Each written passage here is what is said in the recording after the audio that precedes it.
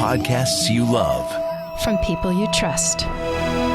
This is Twit. Hi, this is Leo Laporte, and this is my Tech Guy podcast. This show originally aired on the Premiere Networks on Saturday, October 19th, 2019. This is episode 1636. Enjoy. The Tech Guy podcast is brought to you by Capterra. Find the right tools to make an informed software decision for your business. Visit Capterra's free website at capterra.com/techguy. Oh, hi. Hi. Hey, how are you today? Leo Laporte here, the Tech Guy. I didn't do my red leather, yellow leather warm-ups. Red leather, yellow leather, red leather, yellow. There we go. Time to talk computers, the internet, home theater, digital photography. We talk about smartphones. We talk about smart watches. All that jazz at 8888 Ask Leo. That's my phone number. 888-827-5536. Toll free from anywhere in the U.S. or Canada. If you're outside that area, you can still reach me. You just have to use Skype out or something like that, 8888 Ask Leo. Should be a toll-free call from everywhere in the world. This week is a week that will live in infamy. This week, Google had its product announcement, Made by Google 2019. And it was an odd one. It was an odd one because, Google was in a little bit of a in a pickle because they had everything had leaked out. There wasn't anything we didn't know. So there wasn't a whole lot. There wasn't a whole lot to talk about. So what they decided to do is instead kind of, I don't know. Some people said it was boring. They did kind of a low energy. Well, here's what we're talking about. So I'll tell you what they announced in case you're interested. They did announce the new Pixel 4 phone. And of course, everybody I think has been waiting for that. An iPhone came out last month. And all the battleground is really pretty much around the camera. Although voice assistance, that's pretty important too. Then there's minor things. Screen, does it have a notch? Things like that. But mostly people are looking at the camera. And the question was, now that the iPhone came out with 3 lenses on the back of its iPhone 11 and Pro, and really nice, by the way, really superb camera. Plus, don't forget, maybe you didn't know, so I'll tell you now, Apple is going to do a software update to this new iPhone 11. I think it might even apply to earlier iPhones, but definitely the iPhone 11, that is going to somewhat significantly improve the image quality, which is, you might ask, well, why wasn't it ready? No, I guess it wasn't. It's in iOS 13.2, so that could happen any day now. In fact, it was my theory that Apple was just waiting to see what Google announced, then so they can quickly throw whatever was missing into their update. So Apple's phone will get better. It's already very good. The question is the Pixel 4 a worthy challenger? And I think the consensus is it depends. Depends what you're taking a picture of. In some cases, Google does better. In some cases, Apple does better. Both of them are so good that you're not going to want even a single point-and-shoot camera. You're not going to need a separate standalone camera. Your camera phone, if you have one of these 2 new phones, is there. It's in it. It's all built in. And it's all because of something called computational photography.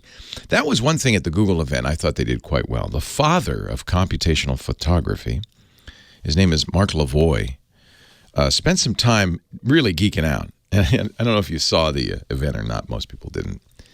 The Google streamed it, but most people I know, ain't nobody got time for that. So that's why you listen to me. I'll tell you. Mark Lavoie talked about how on any of these modern smartphones, the lenses, the sensors are tiny. They're small. They have to fit into a little device. And generally with sensors, small means lower quality. You just can't gather enough light. The pixels are smaller. But what's amazing is what they can do with software after the image is snapped. And so one thing Apple did in this iteration is they put 3 lenses on their Pro version. There's a kind of zoomed in one, they call it the telephoto. There's a kind of medium one, the normal lens, and then there's a wide, it's ultra wide angle lens that gets everything you can see pretty much into the picture. And having those 3 is nice because you can, without moving, without walking, call it sneaker zoom, you can zoom in or zoom out on a subject. You just stand there and you can get 3 different ways of looking at it. That's nice. I love that. Samsung did it earlier this year with their S10. Actually, maybe they even did it earlier than that. I know Huawei and some other companies have had 3 lenses for a while. But they don't have the software that Apple does. And that's the other thing that happens. It's not just that there are 3 new camera, aspect ratios, or what do you call it, zoom levels. It's also that when you take one shot, Apple can collect information from all 3 lenses and different kinds of information all at the same time, then use the software to merge it together to make an incredibly beautiful picture. That's computational photography. And now that you carry a supercomputer in your pocket, it really is doable. We don't have to spend a lot of money on fancy lenses in the camera. We can put all our energies into making a really nice bit of software that takes whatever it gets from the camera and makes it look better. And they're doing that. And Google's the king of that. Mark Lavoie, who invented it at Stanford University, then retired from Stanford. He's a professor emeritus there, went to work for Google. His team is the one that's doing all these amazing things. Things like the night sight on the Pixel 3, last year's Pixel, which returns in Pixel 4, which takes multiple images, up to 9 images at the same time, some brighter, some darker, then merges them together instantaneously to produce a picture in pitch black that looks like the sun is out. It's amazing. It's really an amazing effect. Apple can do that now. They call it night shot or something like that. I mean, it's the same idea. The Pixel 4 will do some really interesting things. And this is what Apple's doing, too, interestingly. The Apple software that I mentioned that's coming out later with 13.2 is called Deep Fusion. And one of the things Apple says is with Deep Fusion, we use artificial intelligence and machine learning. That's the buzzword of this decade, isn't it? Machine learning to teach the camera what a sky looks like, what sweaters look like, what water looks like, what human skin looks like. And different parts of the picture will be optimized depending on what's in the picture. Google said, we can do that. We can do that. And by the way, Mark Lavoie, talking about the Google cameras, said, in fact, he showed a shot. This is a shot that's historically hard to get, where it's a shot of the night sky. The moon is super, super bright, which means that in order to get the image, the camera has to darken down so that the shoreline, the trees, they're pitch black. It's just a silhouette. And Mark Lavoie said a funny thing. He said, well, with software, you could maybe fix that. Stay tuned, he said. Stay tuned. Implying that, like Apple, with its Deep Fusion, Google was going to release an update to the camera in a month. It's a seesaw battle back and forth, but you know who wins? You know why this is great? We win. That's why it's great. Because these two companies are fighting tooth and nail, and that means it gets better for both of us. That's what you want. For all of us. For them, for us, for you, for me, for all the nice people. So all the nice people. So if you want to take a look, I think there are a number of reviews online. I have the Apple. I'll be getting the Pixel 4. Well, I'm going on vacation, so I think I'll be gone by the time it comes out, which is a bummer because I really wanted to take it with me. But you can go online. The Verge and others have side-by-side comparisons. And what you'll see, I think what you'll see is what everybody pretty much agrees, which is, well, it depends. Partly on what you're taking pictures of, partly on what your personal taste is. Because this is the truth of it. No camera produces an image that looks exactly like what you see in your head. Because guess what? Your eyes are also doing computational photography, except instead of a microprocessor, it's your brain, which is taking an image that's upside down and weird, fixing it, adding psychological hints like romantic sunset. Ooh, isn't that pretty? And it gives that picture a quality that no camera can reproduce. So nobody's trying to exactly duplicate what you see with your eyes. That's impossible. Your brain is a very different processor.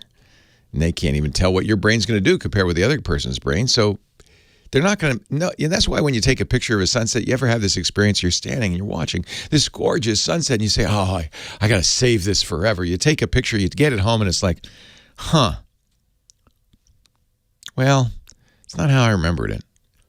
And you could play with software, fiddle with all the sliders in your photo editing program and try to get it close. And maybe you can, but it's never going to be like it was when you were there.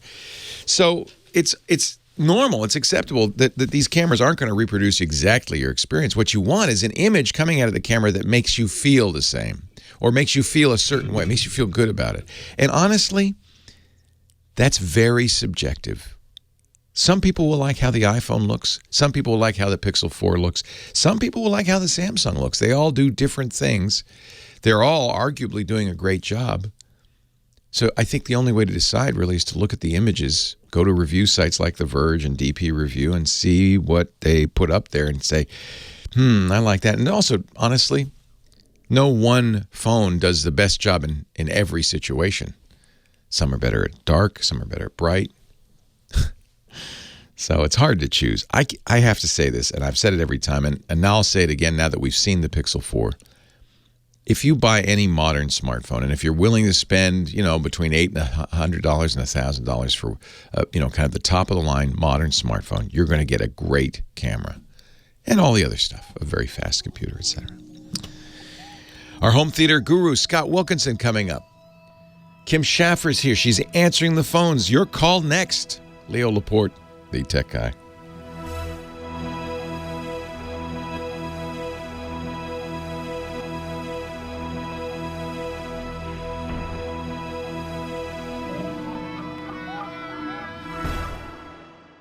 Ladies and gentlemen, you've tried, many have tried, all have failed to break the unbreakable Kimmy Schaffer.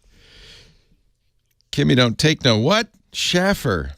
Hello, Kim. Good morning. Welcome. Good to see you. Good to see you. You're prepared, this is the weekend where we're going to just go crazy and take a lot of calls, right? Okay, I'll believe it when I see it. Yeah, I know. I like to talk. I know. Who should I start with? How about Robbie in Nashville, Tennessee? Robbie in Nashville, Tennessee. Thank you, Kim Schaffer. Hello, Robbie. Hello, Leo. Welcome to the show. Thanks. I was wanting to know if you was aware of something. Okay, I think I am aware of something. Oh, no, you probably have something specific you're talking about. Yeah. Yes. It has to do with wireless unlimited data plans. Oh. Now, I don't know. I thought it was the area I was in, but come to find out that, and this happened for up to a whole year, where I was throttled down to unusable speed. I could not use my phone to bring up the Wise Cam to take care of somebody at the house. I couldn't bring that video up to look after her or do anything with it until I was back on Wi-Fi. Yeah. And I was about to switch carriers. Yeah. Because I thought it was just my location. You thought the word unlimited meant unlimited. Well, no, I'm not talking about when you go over your data plan. Oh. No. I'm talking about you're throttled just for being on the plan. That's what I'm talking about. Well, wait a minute. That doesn't make any sense. You're saying you can't go any... who's your carrier?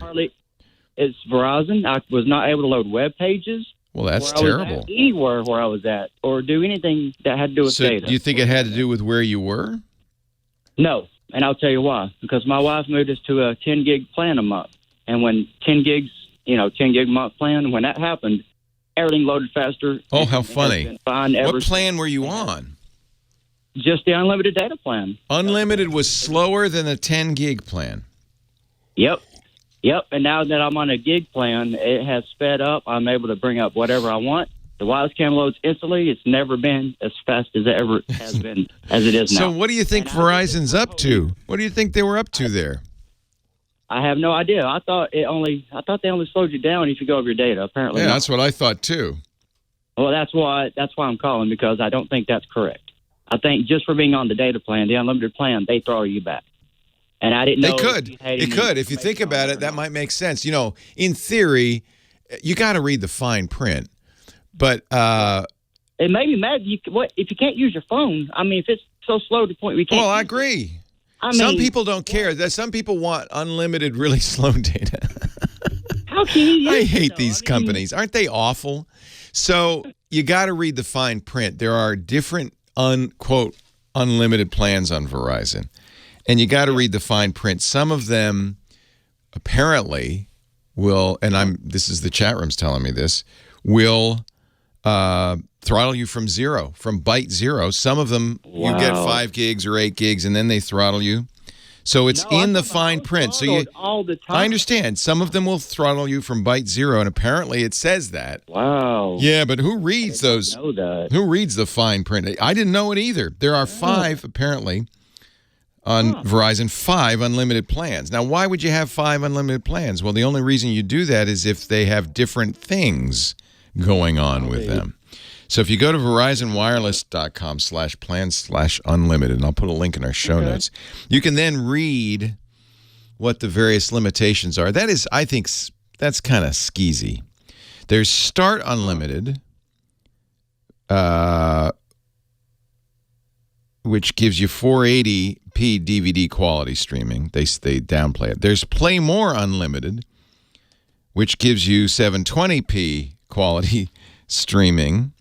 There's Do More Unlimited, which gives you 480p, and then Unlimited LTE, and then there's Get More Unlimited, and then there's just Kids. So I'm guessing you probably had the Start Unlimited, all the basics with the unlimited text, talk, and data. And this, by the way, all these companies have gotten in trouble with the Federal Trade Commission for lying about what unlimited is. Because unlimited to me means there's no limit on the speed. But to them, they said, no, what we mean is unlimited number of bytes. You can keep getting bytes forever. We'll never stop you getting bytes. But we may change the speed at any time. So I think you had one that was throttled from 0.0. And that's the problem with Verizon. It's very expensive. And so people look at the price and they go, well, I'm not going to pay $90 a line. So $35 a line a month will get you Start Unlimited, but I bet you that's what you had. And I bet you. It depends on those speeds, too. I mean, I don't know what the speeds are. Yeah. Well, understand, and this has always been an issue, too. The faster you go, the easier it is to go over your bandwidth cap. So maybe they're saying to themselves, well, we just slow them down so they don't go over the limit or something. Read the fine print, I guess.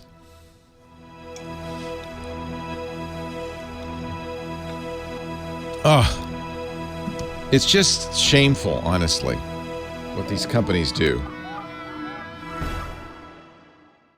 Leo Laporte, the tech guy. It's time to talk to Scott Wilkinson, our home theater guru. Scott is not only a home theater geek, he's a contributor at techhive.com. We talk about TVs, hi-fi. They don't call it hi-fi anymore, do they? No, not really. Audiophilia. Home theater. Indeed. Do you go to CES anymore, or do you still do that? Oh yeah. I've got my hotel, and I'm registered to go this year. Is there going to be anything this year that will be like a new TV technology that we're going to be all excited about? Well, we're going to see advances in this micro LED technology, which we've talked about before, which is basically super tiny little LEDs, red, green, and blue, forming the actual pixels. So it's a direct emissive display, and it's tiled. So you can put as many tiles together as you want, make as big a screen as you want, or you can afford. Yeah, you were talking about that. They had a giant screen last year, right? Making up a lot of tiles. Yeah, it was 200 inches, something like that. I mean, you basically you turn your whole wall into a TV.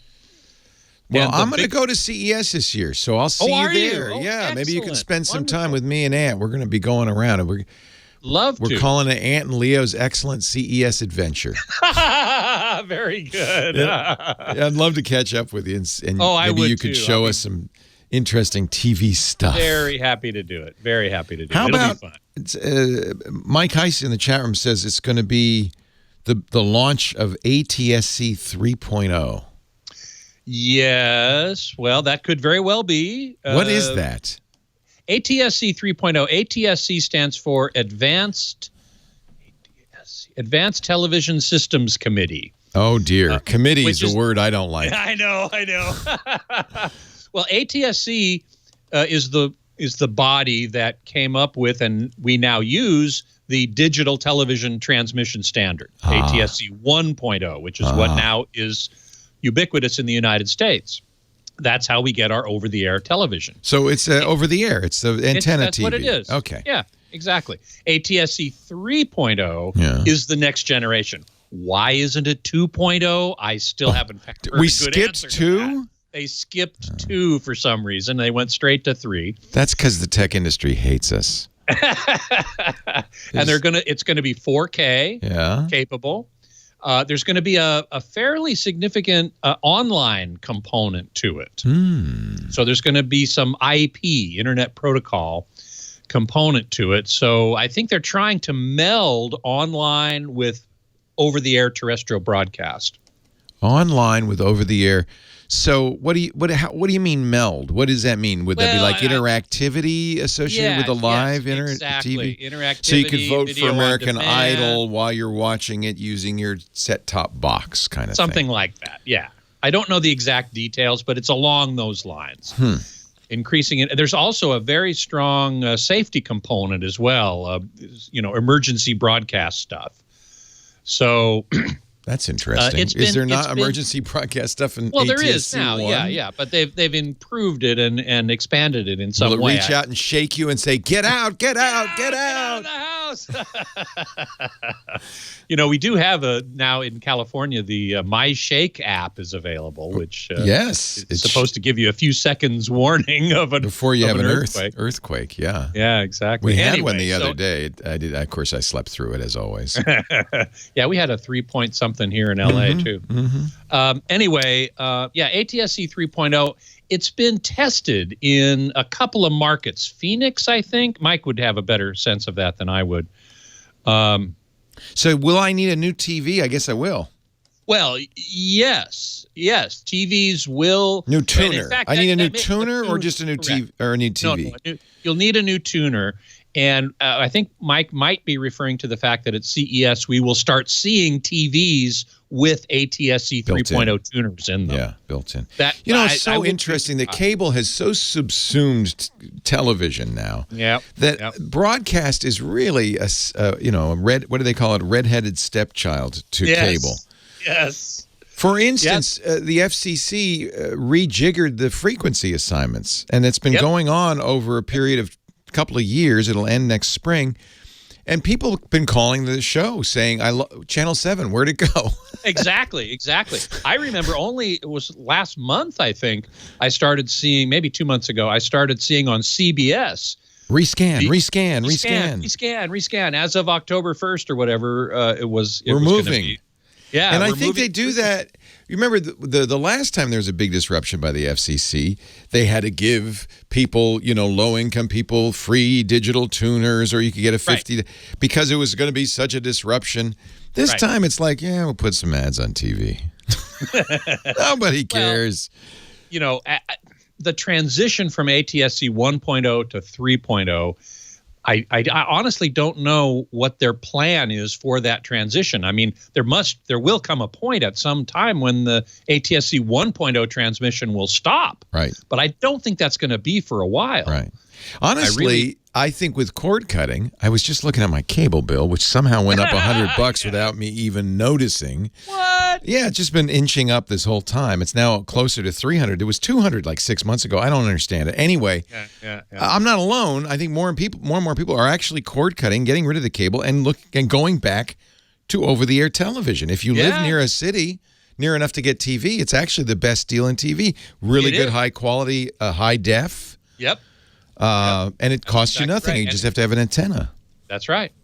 That's exactly right. Will the existing antennas work with the new ATSC 3.0? Ooh, that's a good question. I'm not sure I know the answer to that. I wouldn't want to guess and be wrong. Mike's in the chat room. He says 1.0, the current standard, is mandatory for 5 years. Stations will have to keep it up for 5 years. Yeah. And then 3.0 will be, in other words, voluntary, slowly rolling out. Exactly. Over time. Exactly. And undoubtedly, the ATSC 3.0 tuners that we will probably see in TVs at CES will be backward compatible. They'll be able to get ATSC 1.0. Those antennas should work unless they change frequencies again. Well, but even if they do, they're still in the same general range. Well, maybe. When we went to digital, it really was a good idea to get an antenna that was on those frequencies as opposed to the bigger wavelength frequencies they had been on. I don't think we'll see that, though. I can't imagine we'll see that. I don't either. It's just going to be what you get through the antenna will have more capabilities, but it should be the same frequencies. 4K, for example. Yeah. So, but and the other thing we're going to see a ton of at CES, I am absolutely certain, is 8K. I can't wait. I'm gonna sharpen my eyeballs. That's right. You got to sharpen your eyeballs. We've seen it for years at CES as a tech demo or as hey, here's what we got in the future. But now the future is here. I do something weird. I don't go to CES but once every 5 to 10 years. Yeah, really. Because if you go every year, it's like incremental change. But if you wait 5 years, whoa. Oh, man. What did they do? It's all different. So I haven't been. I can't remember when the last time I went. It's probably been 5 years. So I'm looking forward to that. At least 5 years, I think. Yeah. You go every year. I do go every year. It's as much to see the product, but at least as much to have FaceTime with people that I normally only communicate with by email or phone. That's why I'm going to see you. There you go. January 7th through 10th in Las Vegas. It's the used to be the show formerly known as the Consumer Electronics Show. They don't like that for some reason. CES, and we'll be doing live coverage down there. But I'll come back for the radio show because it doesn't go on the weekends. It just goes correct. Kind of Friday through Friday. There's pre-show stuff. The show floor opens Tuesday, and then everybody goes home Thursday, and then Friday it's like a ghost town, which is so much fun. Yeah, exactly right. The problem is everybody at the booths is like, "What do you want?" We want to get out of here. Yeah, I want to go home. Thank you, Scott Wilkinson, techhive.com. That's where you can read his writing, and you can listen to him every week right here on the Tech Guy Show. Scott, I will talk again. We'll talk again next week. You bet. Thanks. Take care.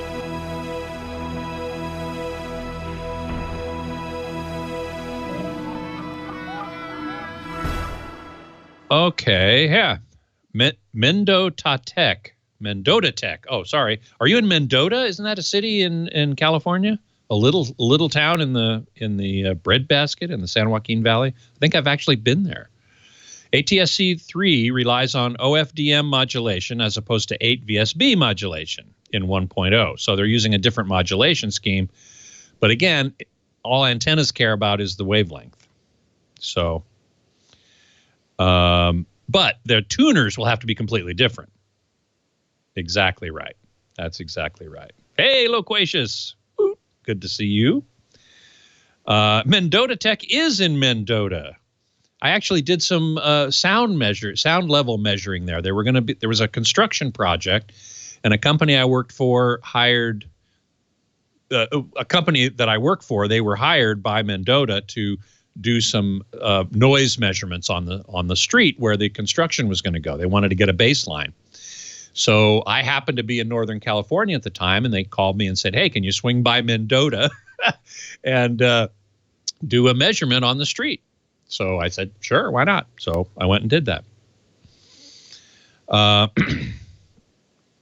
So anyway, that's that story.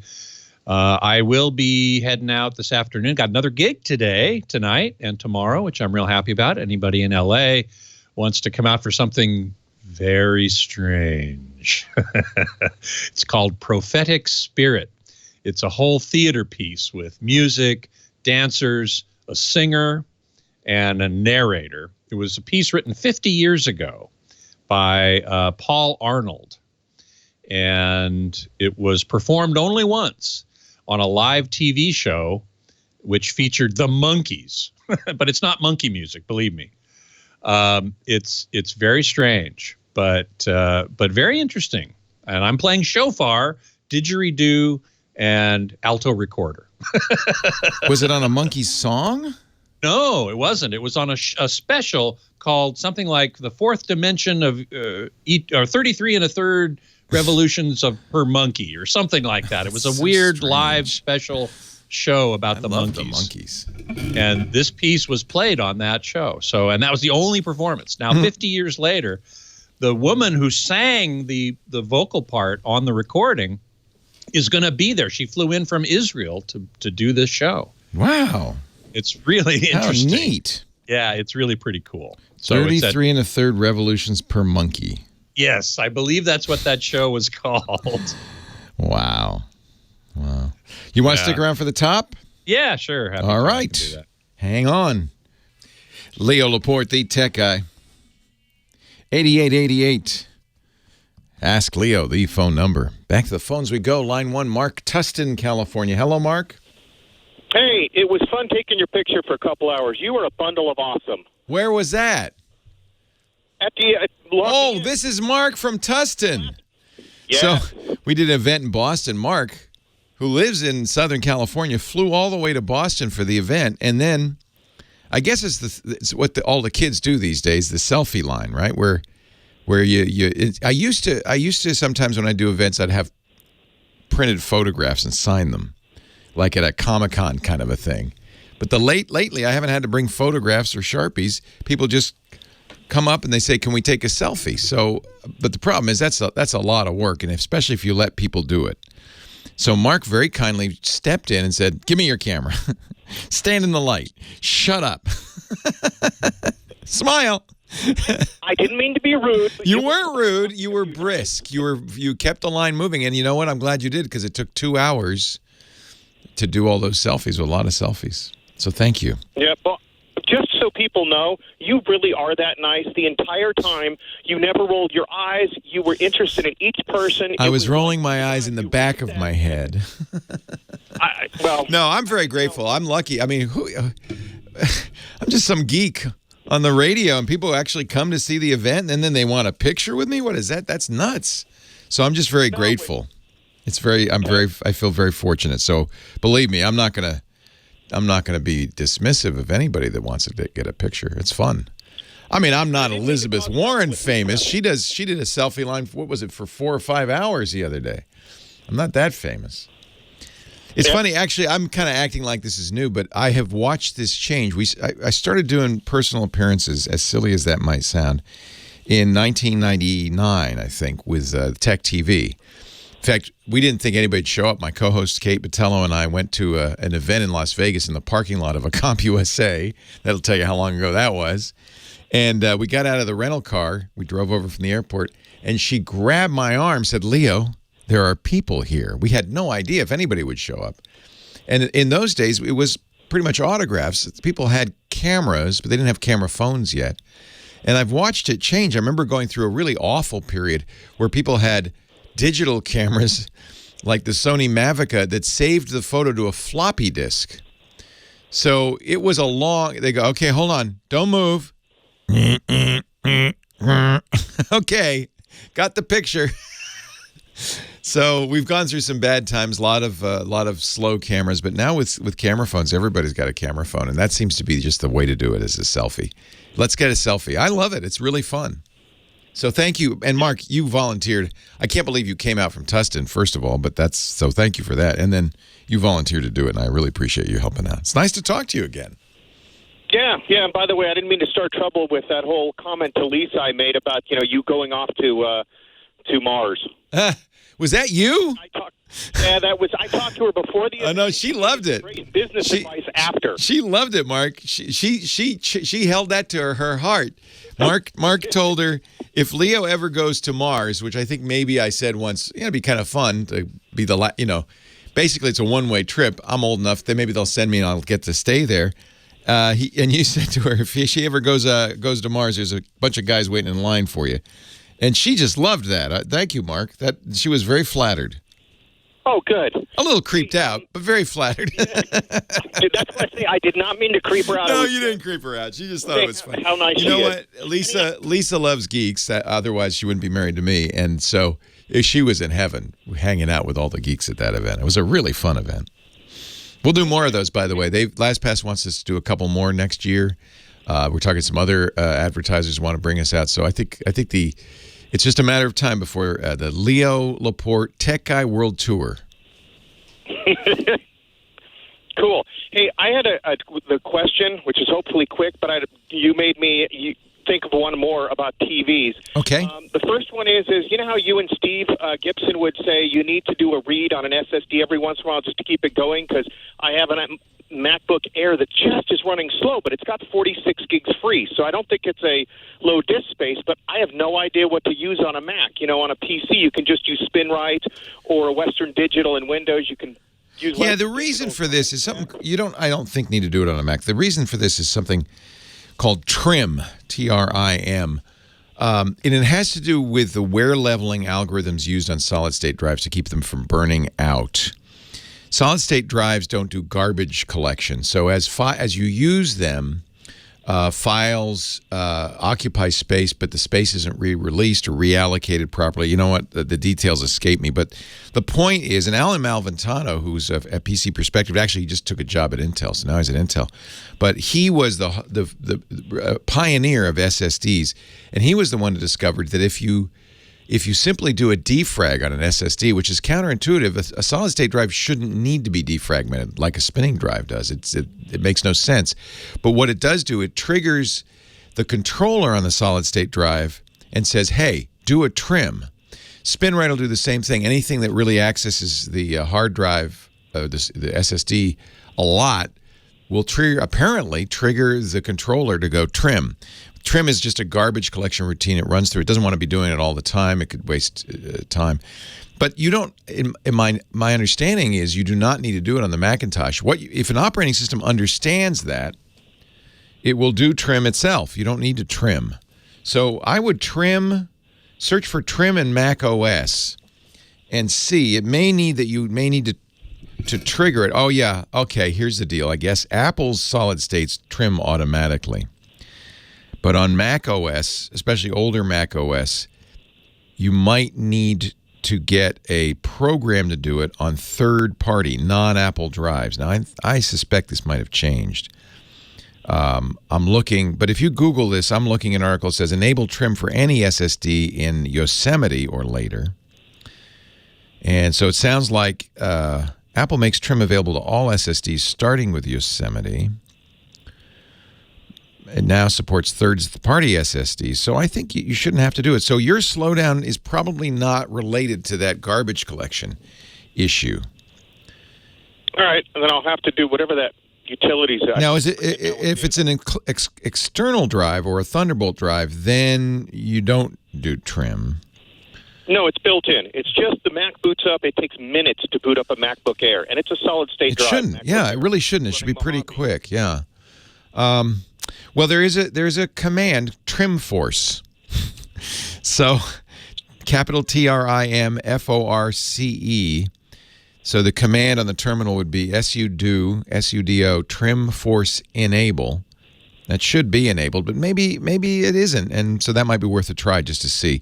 And then what'll happen is the operating system will, you know what? Let me know, Mark, if you notice a speed up after that. It could very well be trim. Okay, and can I ask? Yeah, go ahead. Oh, just simply, I had a Windows 7, turned it into a DVR with NPVR. Smart. And everything was working fine, and then I upgraded to Windows 10. It got a little grainier, but I lived with it. But now, you know how the way MPEGs, I guess, work is you get the whole screen, and then for a second or two, it just updates the pixels. Yeah. And that's getting really grainy, and, I can't even watch stuff single speed anymore. I normally watch stuff. I'm the one that watches stuff double speed. And is this the same computer? No. This is the Dell. Oh, this is the Windows 7 machine, yeah. Yeah. Because it sounds like it's just slow. What you might want to do, and I would look into this, it'll be in the settings for your video card, is, believe it or not, disable hardware acceleration. Not enable, but disable. Do you have a GPU? Okay. Do you have a GPU?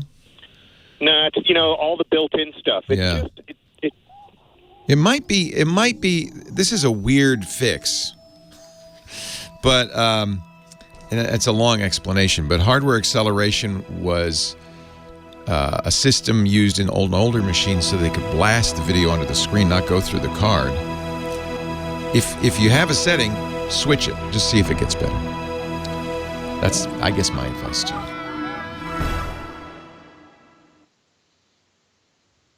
I turned off my mic, no wonder. No, I'm going, does he hear me? Does he hear me? No, he doesn't. The mic's off. Now I do. Beautiful Catalina Island in the background of our clock today. So nice. Because it's Mac OS 10 Catalina. There's your time. It's all yours, my friend. Thank you so very much. Hello, everybody. Nice to see you. Beatmaster asked if I had any thoughts on Scorsese's comments on comic book movies not being cinema. And I have to say, I saw those headlines, but I didn't have a chance to actually click in and read specifically what he said. But just on the basis of comic book movies aren't cinema, sorry, I do not agree. Now, Beatmaster says, if it weren't Scorsese, that'd be one thing, but he has some insight. Well, sure he does. He's an auteur. He's a movie maker, so he knows about cinema. But this is an opinion, and my opinion differs from his. I think that it is cinema, or can be. Well, it depends on how you define cinema, right? I mean, that's the bottom line. I think saying that comic book movies aren't cinema is just too elitist, too snobby for me. Basically anything you show in a cinema is cinema. I mean, at some level. I mean, sure, you can argue about quality and whether or not it, adds to culture or society or whatever.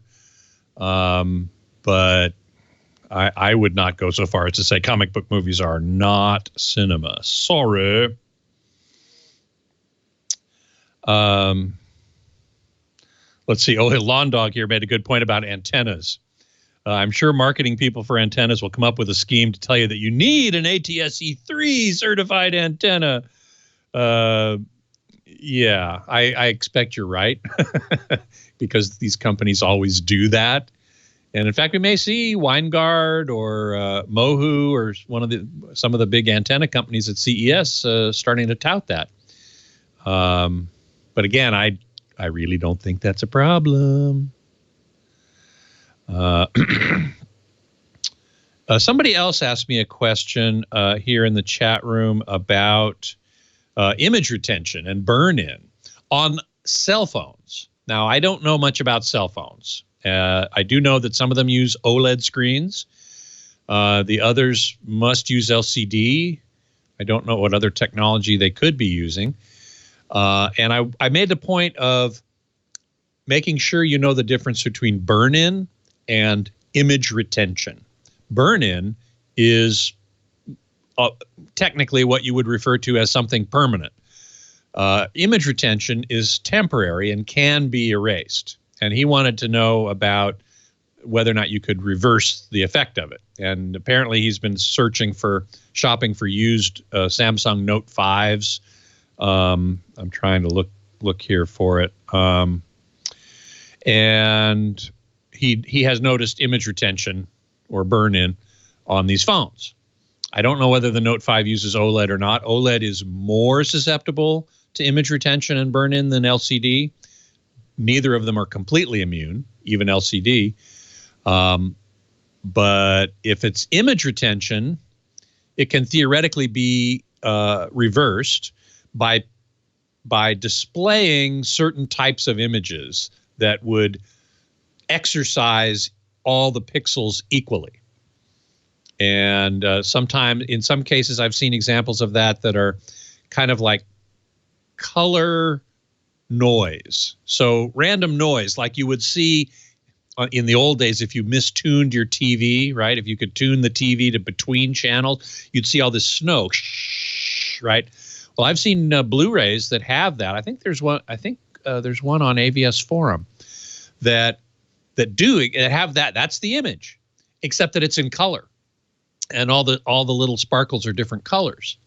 And so that's one thing to do. Many TVs have a built-in function that basically flood the image with white and then I think scan a black stripe through it. And that's supposed to exercise all the pixels equally and turn them on and off and get rid of image retention. I don't on TVs, I haven't noticed it to be a particular problem. I have an OLED. I have a Sony OLED that I use. That's my daily viewer. And I've had it now for several years, and it has no image retention that I can see. I don't keep it on one channel with say a news ticker along the bottom or a bug in the channel ID bug in the corner, for days at a time or weeks or months at a time. If I did, maybe I'd start seeing some image retention. I do hear that companies that put OLEDs up in their trade show booths like CES or CEDIA, someplace like that, can get image retention because they're showing the same thing, for 12 hours a day over a weekend. And if there's a static element in there somewhere, then you could potentially see that. But for a phone, I honestly don't know what the answer is. Somebody here suggested, well, you could burn a Blu-ray that has one of those types of patterns on it and then play it on your phone. Burn. I mean, rip a Blu-ray and then somehow play it on your phone. Sure, you could do that. And that might very well work. I've never tried that. But interesting idea. Tech in San Diego, good to see you. I do hope to get down to San Diego sometime. It's actually a place near and dear to my heart because my family, when I was growing up, we used to take vacations to San Diego. My dad was stationed there in the Navy during World War II before he got shipped off to Alaska to the Aleutian Islands with the rest of the Navy Music School instructors. He was an instructor at the Navy Music School in San Diego, and he got they closed the school at one point and shipped all the instructors off to Adak Island in the Aleutians to be the band there for when bigwigs flew through. But anyway, we spent a lot of time in San Diego. I spent a lot of time there as a kid, and since then, it's a nice vacation spot, a couple hours drive from LA. Lawn Dog, I remember digital ready headphones. What the heck does that mean? It means they were marketing it for CDs and stuff like that. Oh, it's Keith 43. Sorry, Keith. Didn't remember the name of who it was that was asking me. You've noticed it a lot on used Note 5s. All seem to have that. Couldn't tell you. It must be an OLED screen, first of all. The iPhone XS is an OLED screen. Thank you, my friend. My pleasure. I'm off next week. You have a pre-record. And I won't see you for a month. For a month. Have a wonderful trip. I can't wait to hear about it. Oh, man. Yeah. It's a photographer's dream. Oh, man. Yep.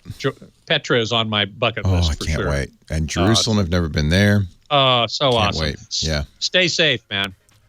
Well, I decided not to go in the helicopter over Jerusalem, but I'm going to let Lisa do it. See you, Scott. All right. See ya. Well, hey, how are you today? Leo Laporte here, the tech guy. Time to talk about computers, the internet, home theater, digital photography, smartphones, smart watches, all that jazz. 8888 Ask Leo. That's the phone number. 888-827-5536. That's toll free from anywhere in the U.S. or Canada. You can also go to our website at any time, techguylabs.com. That has all the show notes. So anything I talk about, any links I mention, those will all go there. Thanks to James DeRuvo writing it all down. Thank you, James. techguylabs.com. We also put audio and video from the show there after the fact. It's free, no sign-up necessary. We just put it there so you don't have to write anything down while you're listening. techguylabs.com. Let's go to line 3. Clinton in Shelby, North Carolina. Hello, Clinton. Hey, Leo. Welcome. Thank you. Love your show. I have a question. I'm a small business owner here, and what I'm doing is I'm looking for a non-cloud solution to where I can organize the customer notes right with their contacts and any of the notes that I take while doing the job and some of the requests that they make, and organize this by the customer and by the dates, and specifically for Windows and a non-cloud solution. So what you're talking about is CRM, Customer Relation Management. And, of course, it's the most important thing in almost every business, right? If you have customers, you want to maintain your relationship. You want to kind of keep notes on what they've bought, what they've done, communications you've had with them. If you do sales, it's even more important. So CRM is a massive category. The king in CRM is, and I'm sure you've heard of them, is called Salesforce. And that's actually what we use in our business. We have kind of did a roll your own thing for a long time. And eventually my wife, who runs the business, said, no, we got to do Salesforce, because that's what everybody uses. But that is also perhaps overkill for a small business.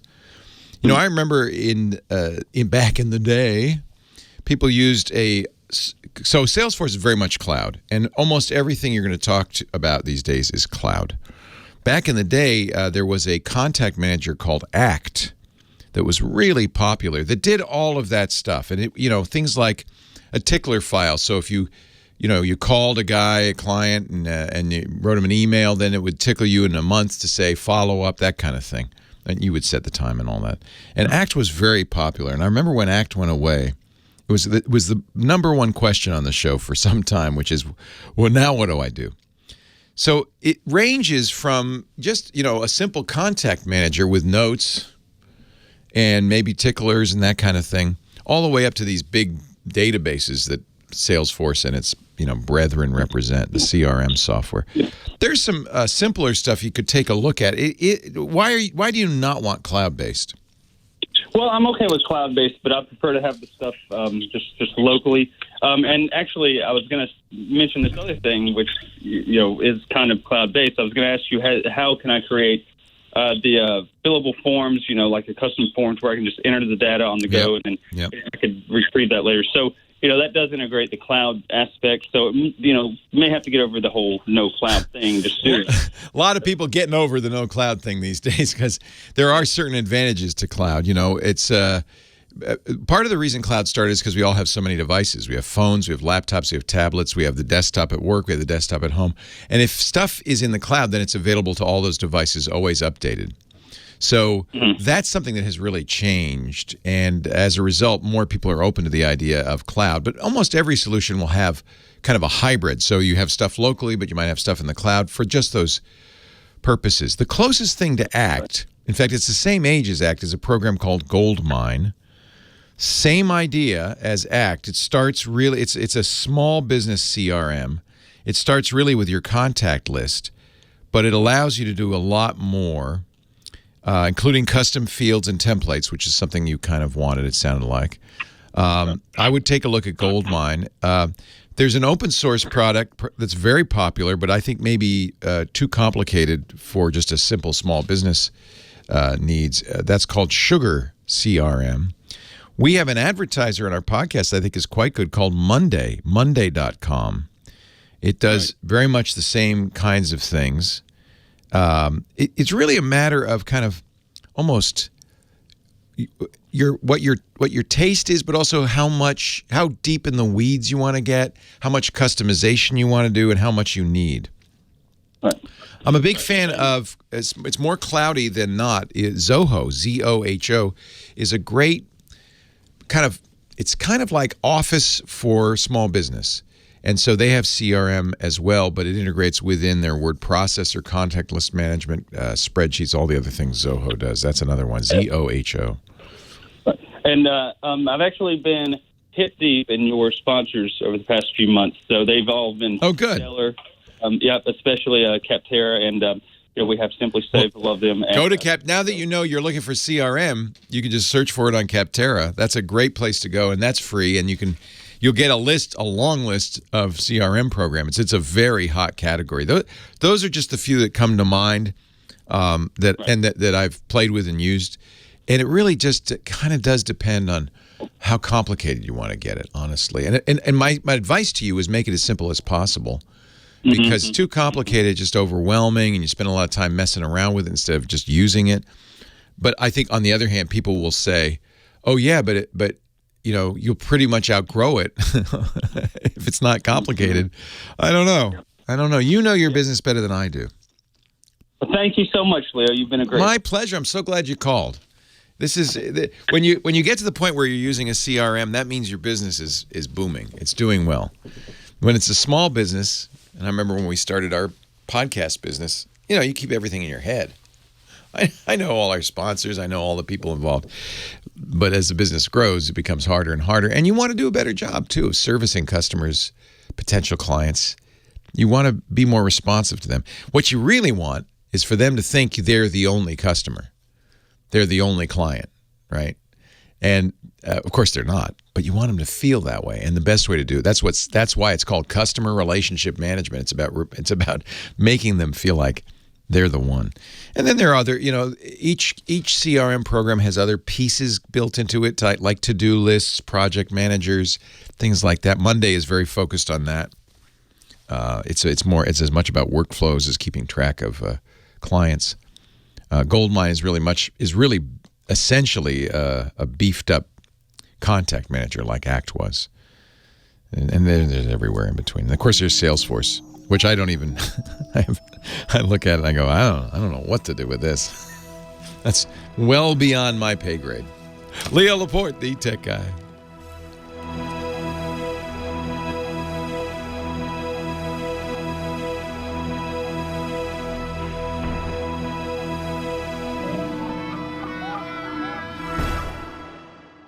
Leo Laporte, the tech guy. 8888, ask Leo. Dan in La Habra Heights is next. Hi, Dan. Hey, Leo. I was just listening to your conversation about CRMs. I wanted you to know I still use ACT. It's still being published. It's still out there? I apologize to all the ACT folks. I thought it was long gone. No, not by a long shot. They're still introducing new versions pretty much annually. Oh, that's and I fantastic. still use it. What's the company? Do you remember? I think it's Sage. Sage sounds right. That sounds right. Yeah. I think so. Yeah. ACT ! ACT.com. The problem is ACT was created in a pre-Google era, and you can't search just for ACT because you'll never find it. It's too generic a name. ACT Growth Suite. Oh yeah, it looks great. So you like it and use it? I do. That's my only CRM. I don't use Salesforce. I have used Salesforce, and there's nothing wrong with it. But I've been using ACT since the year 2000. And it's been around forever. With it. Yeah. Yeah. Awesome. Oh well, I apologize to ACT.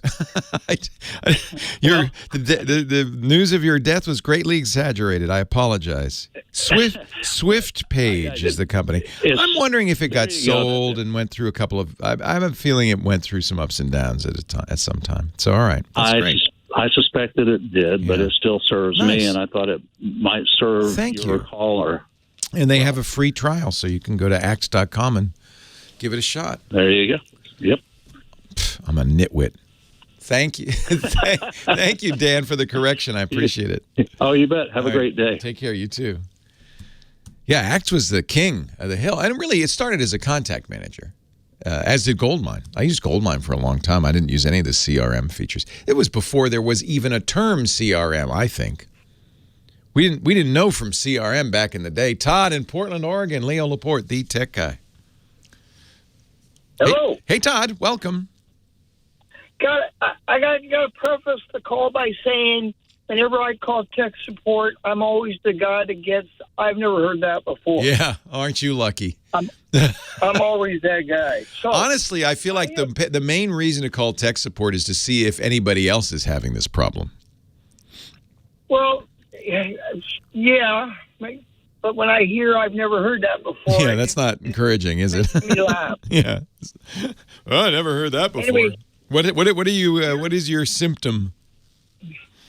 Yeah, here's what I got. I have a project I've been working on. I install surveillance systems, and I have a client that has different remote areas on the property, and I have had really no problem setting up wireless links between those areas, all using a TP-Link product. Nice. And it's worked really well. What's the longest distance that you've been able to cover?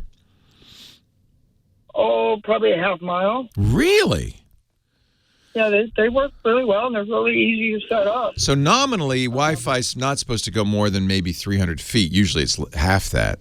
So, but on the other hand, it is a line-of-sight technology, and if there's nothing between the access point and the most distant building, I guess it could go half a mile. That's a long way. Well, do you use special antennas? No, it's just set up with a wireless link. That's awesome. And you can I have to dial down the power sometimes because it is rated 30 miles or something. Oh, you must be using some special TP link then. No. These are wireless links. They're like $45 a piece. And 30 miles? No. No. I'm telling you, that's what it says. I've never gone out that far, but they work really, really well. But here's my issue. I have one link that I've been trying to set up. I'm running it it's at a storage container facility, and some of these containers, the stacks can be 5 high. There's a lot of steel in the area, but I haven't had any problems. There's one link. I've got it set up in a storage container at the far end of the facility, and I've got it powered by solar cells, and it goes into battery, of course, and everything. But from that point to another point where I have a link already set up, it's losing 90% of the speed, and what I end up with is when I'm trying to upload or download the video from those cameras, it times out because it's too slow. Yeah. And it's not running 10-100, it's running like 10-10 when it gets there. And nobody's been able to explain why. So you say there's a lot of steel around. Of course, Wi-Fi is microwave, and so it does not go through metal at all. So you may be getting some echoes or bouncing that is interfering. So understand it's got a line of sight, perhaps, but Wi-Fi is omnidirectional. Depends what you're using. You can get more directional antennas. But if it says have maybe a 90-degree field and it's bouncing stuff off of metal, it's going to bounce off the metal into the path of the line of sight. It could interfere with it, cancel the waves. I thought of that too, but there's only containers on one side of the path. It is an absolute straight line of sight.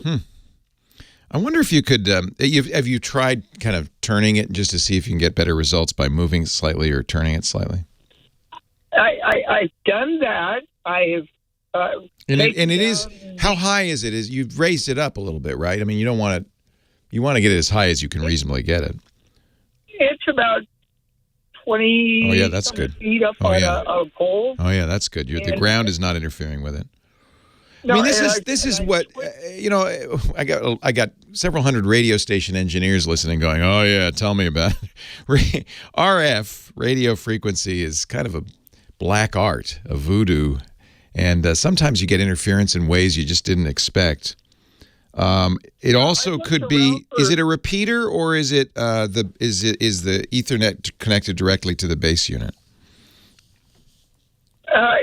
It's going from the remote to a pole, and I've got it going into another transmitter, which has a perfectly good line of sight, perfectly good connection, and I have one video camera there.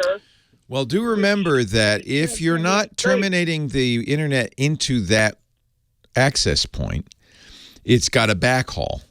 And so this was always the problem with Wi-Fi extenders is, this is what mesh kind of solved. Wi-Fi extenders aren't full duplex. They would spend half the time talking to the backhaul and then half the time talking to the next unit along the line. So Wi-Fi extenders always halved the total throughput. If you've got multiple extenders, you're gonna have an even worse interaction. So you're only going to get full throughput from that Wi-Fi access point if you've got Ethernet going directly into it. I'm looking online. TP-Link does make, and must be what you're using, long-range outdoor Wi-Fi transmitters. They say 15 kilometers plus, which is pretty impressive.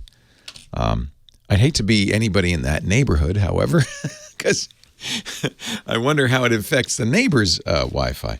Yeah, I'm not going to say I've never heard of that before. I'm just going to say this is a complicated issue that has a lot of moving parts. And so I could think of a few things as I passed along to you, but I can't for sure tell you what's going on with that one.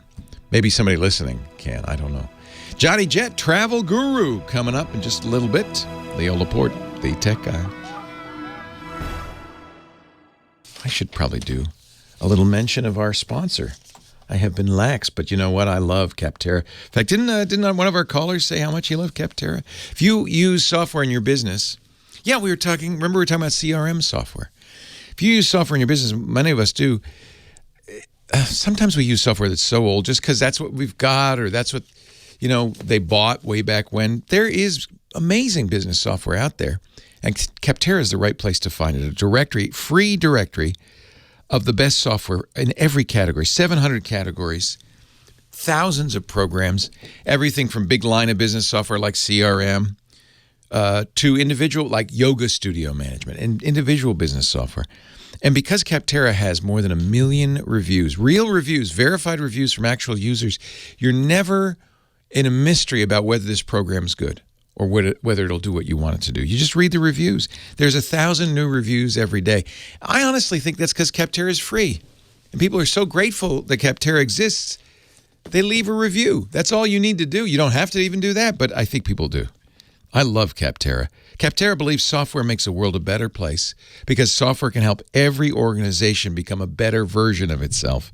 Why suffer with old bad software when you can use Capterra? 1 million reviews, easy comparison, every program you could ever want. Millions of people use Capterra every month to find the right tools for your business.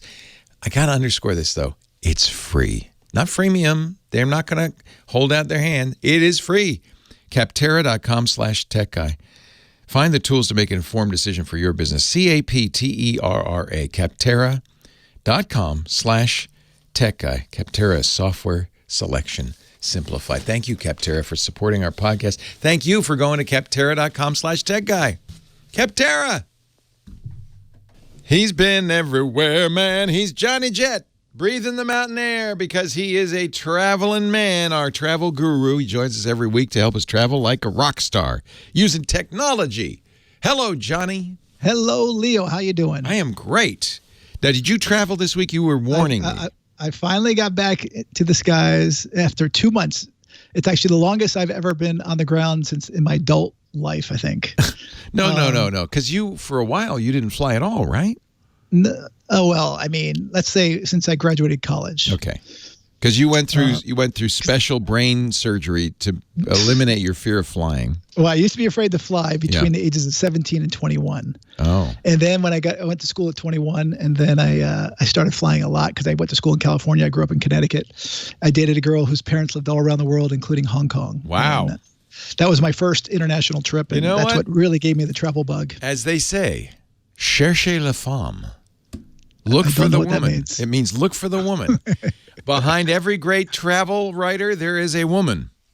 I see that. Well, I'm sure my wife's going to love that one. Hopefully she's not upstairs. No, she's the woman now. She's the woman.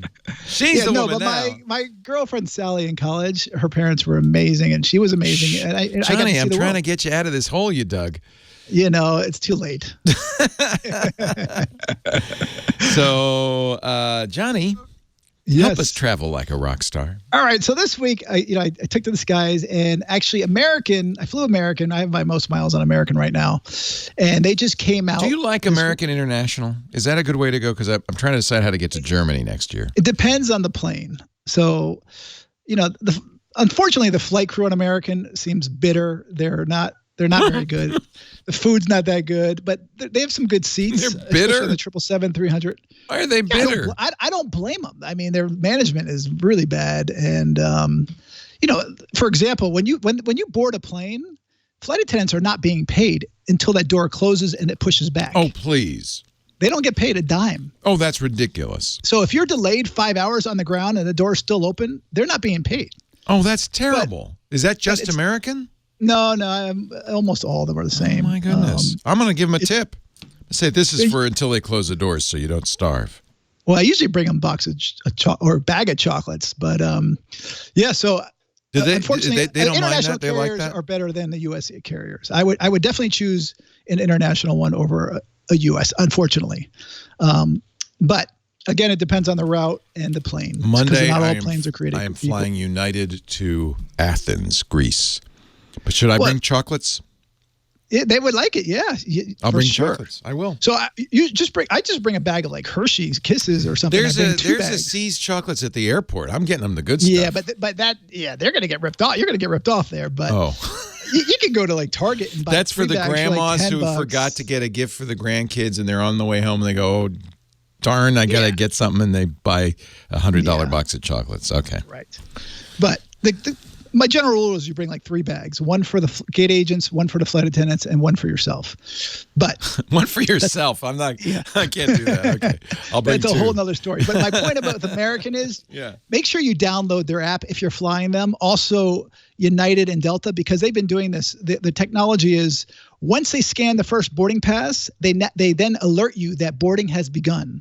And if you're a freaking flyer like I am, and sometimes you're in the lounge or you're just running behind because you think the flight's going to board 30 minutes in advance, which they normally say, but these days they're all trying to get the planes out on time. So I noticed that. Sometimes they start an hour early. I couldn't believe it.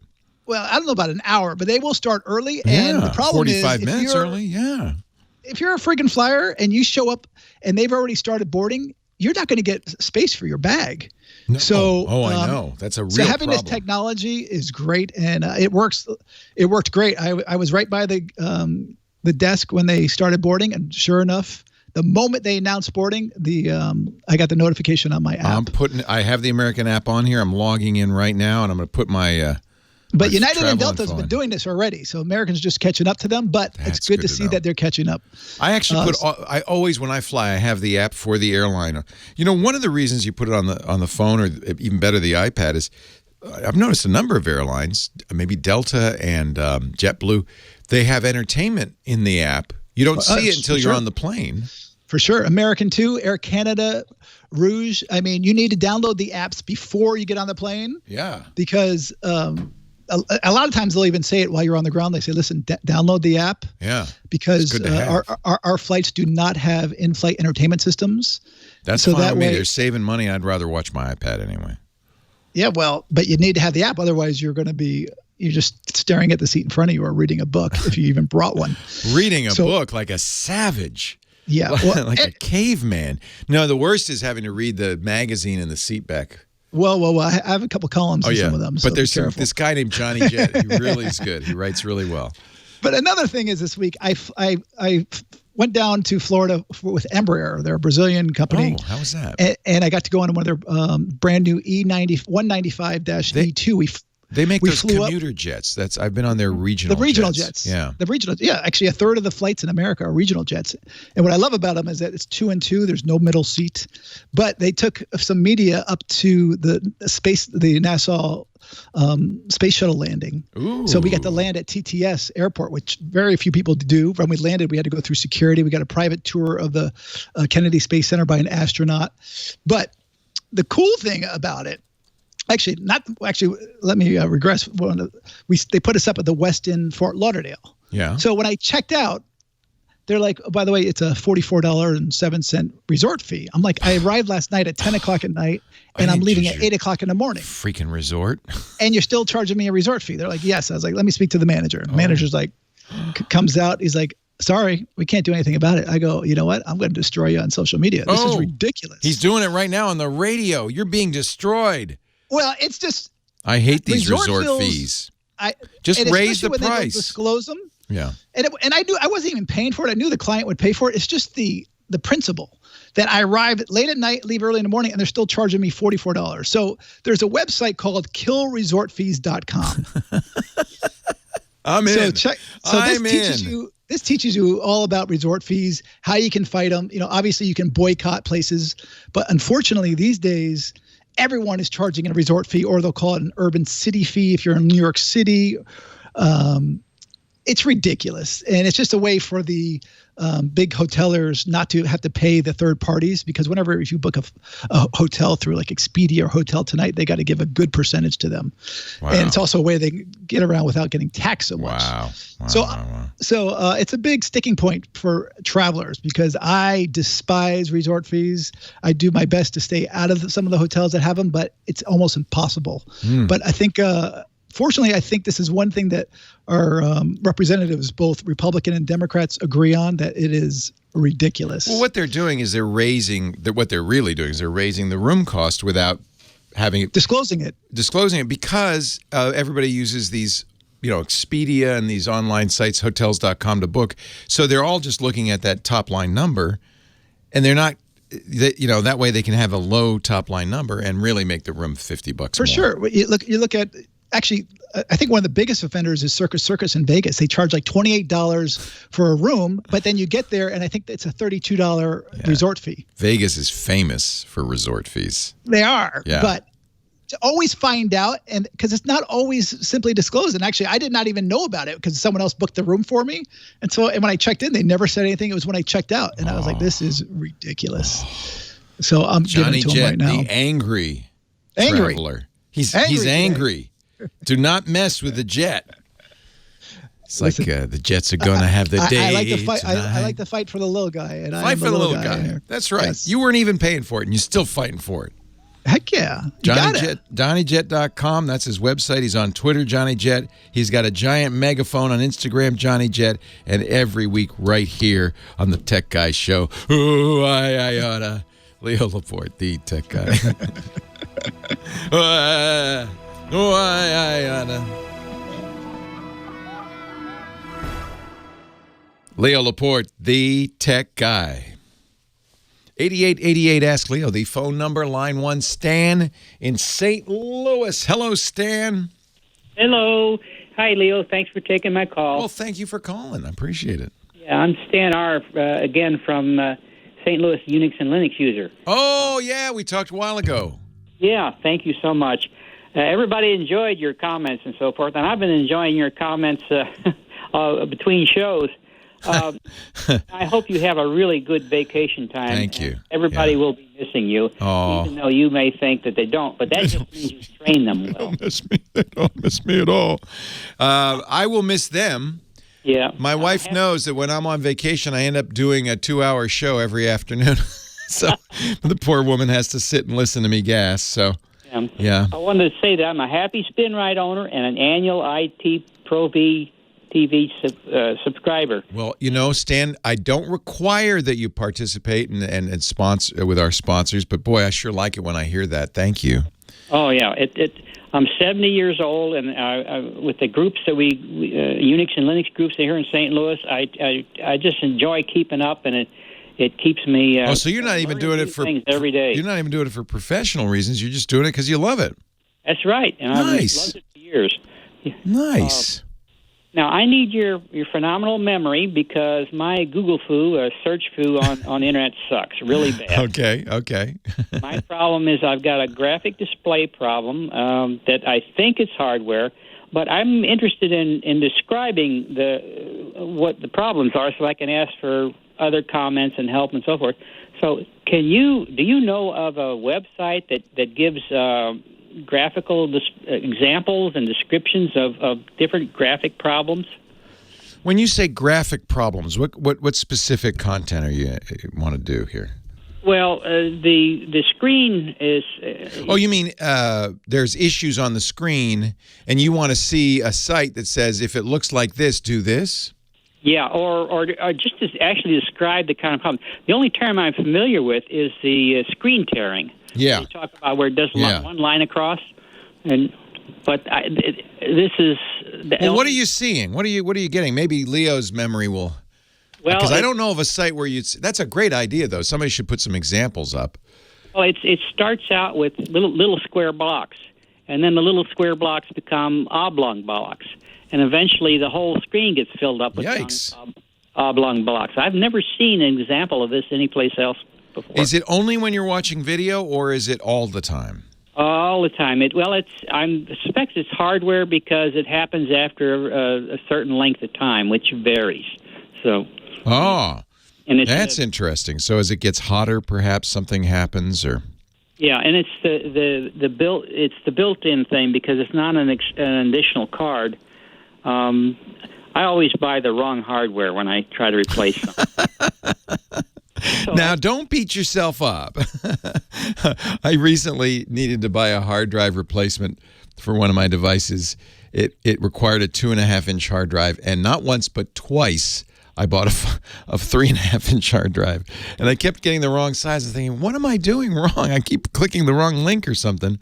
I always tried to buy, leading edge of stuff, and it's always the one that, like Betamax and stuff. Yeah, that's a problem one. 6 signs, this is from techjunkie.com, the chat room posted this. 6 signs your graphics card has problems and may be dying. Stuttering, screen glitches if you're playing a game and watching a movie and suddenly you start seeing tearing, you know that one, or weird colors appearing all over the screen, your graphics card might be dying. Does it go back to normal when you restart it? It goes back to good when if I shut the system off and waited 10 minutes and come back, it's fine for either 10 or 15 or 30 minutes. It's no telling. Do you have a dedicated graphics card in this computer? No, it's internal. But motherboard video. You don't have a separate. In the old days, you'd have a sound card and you'd have a video card. You don't have a separate video card you're connected to. It's on the motherboard, the connector. But what's interesting to me is if I come in remotely, like Linux Armenia or X2Go, yeah, not a problem. Oh, interesting. Yeah.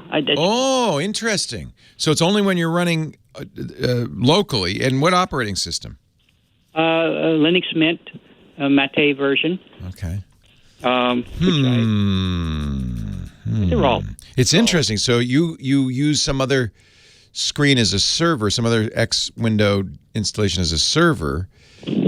Now, actually, that makes sense because that's your video card's doing less. It's just playing back video when you do that, as opposed. I know it doesn't feel like it feels interactive, but it's not doing the same thing to render that display. So I'm going to go with the video card is messed up, the video subsystem.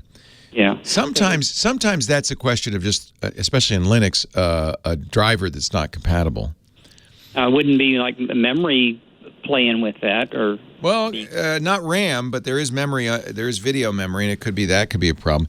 One thing you might want to do, chat room suggested, if you've got a free slot on that machine, is buy an inexpensive GPU, a separate video card that you can just pop in there and see if it fixes it. I've done that and got something that didn't work. So that was worse. Oh, yeah. I got a couple of 3.5-inch hard drives I could sell you. I don't know if that'd help.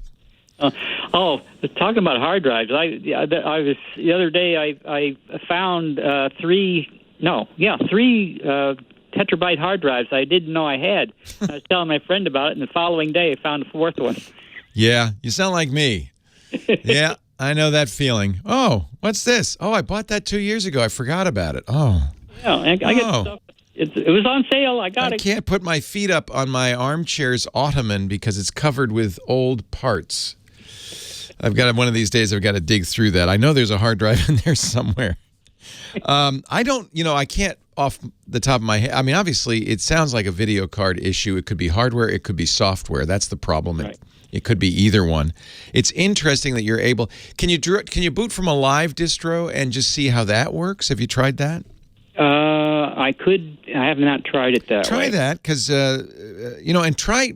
Do me a favor.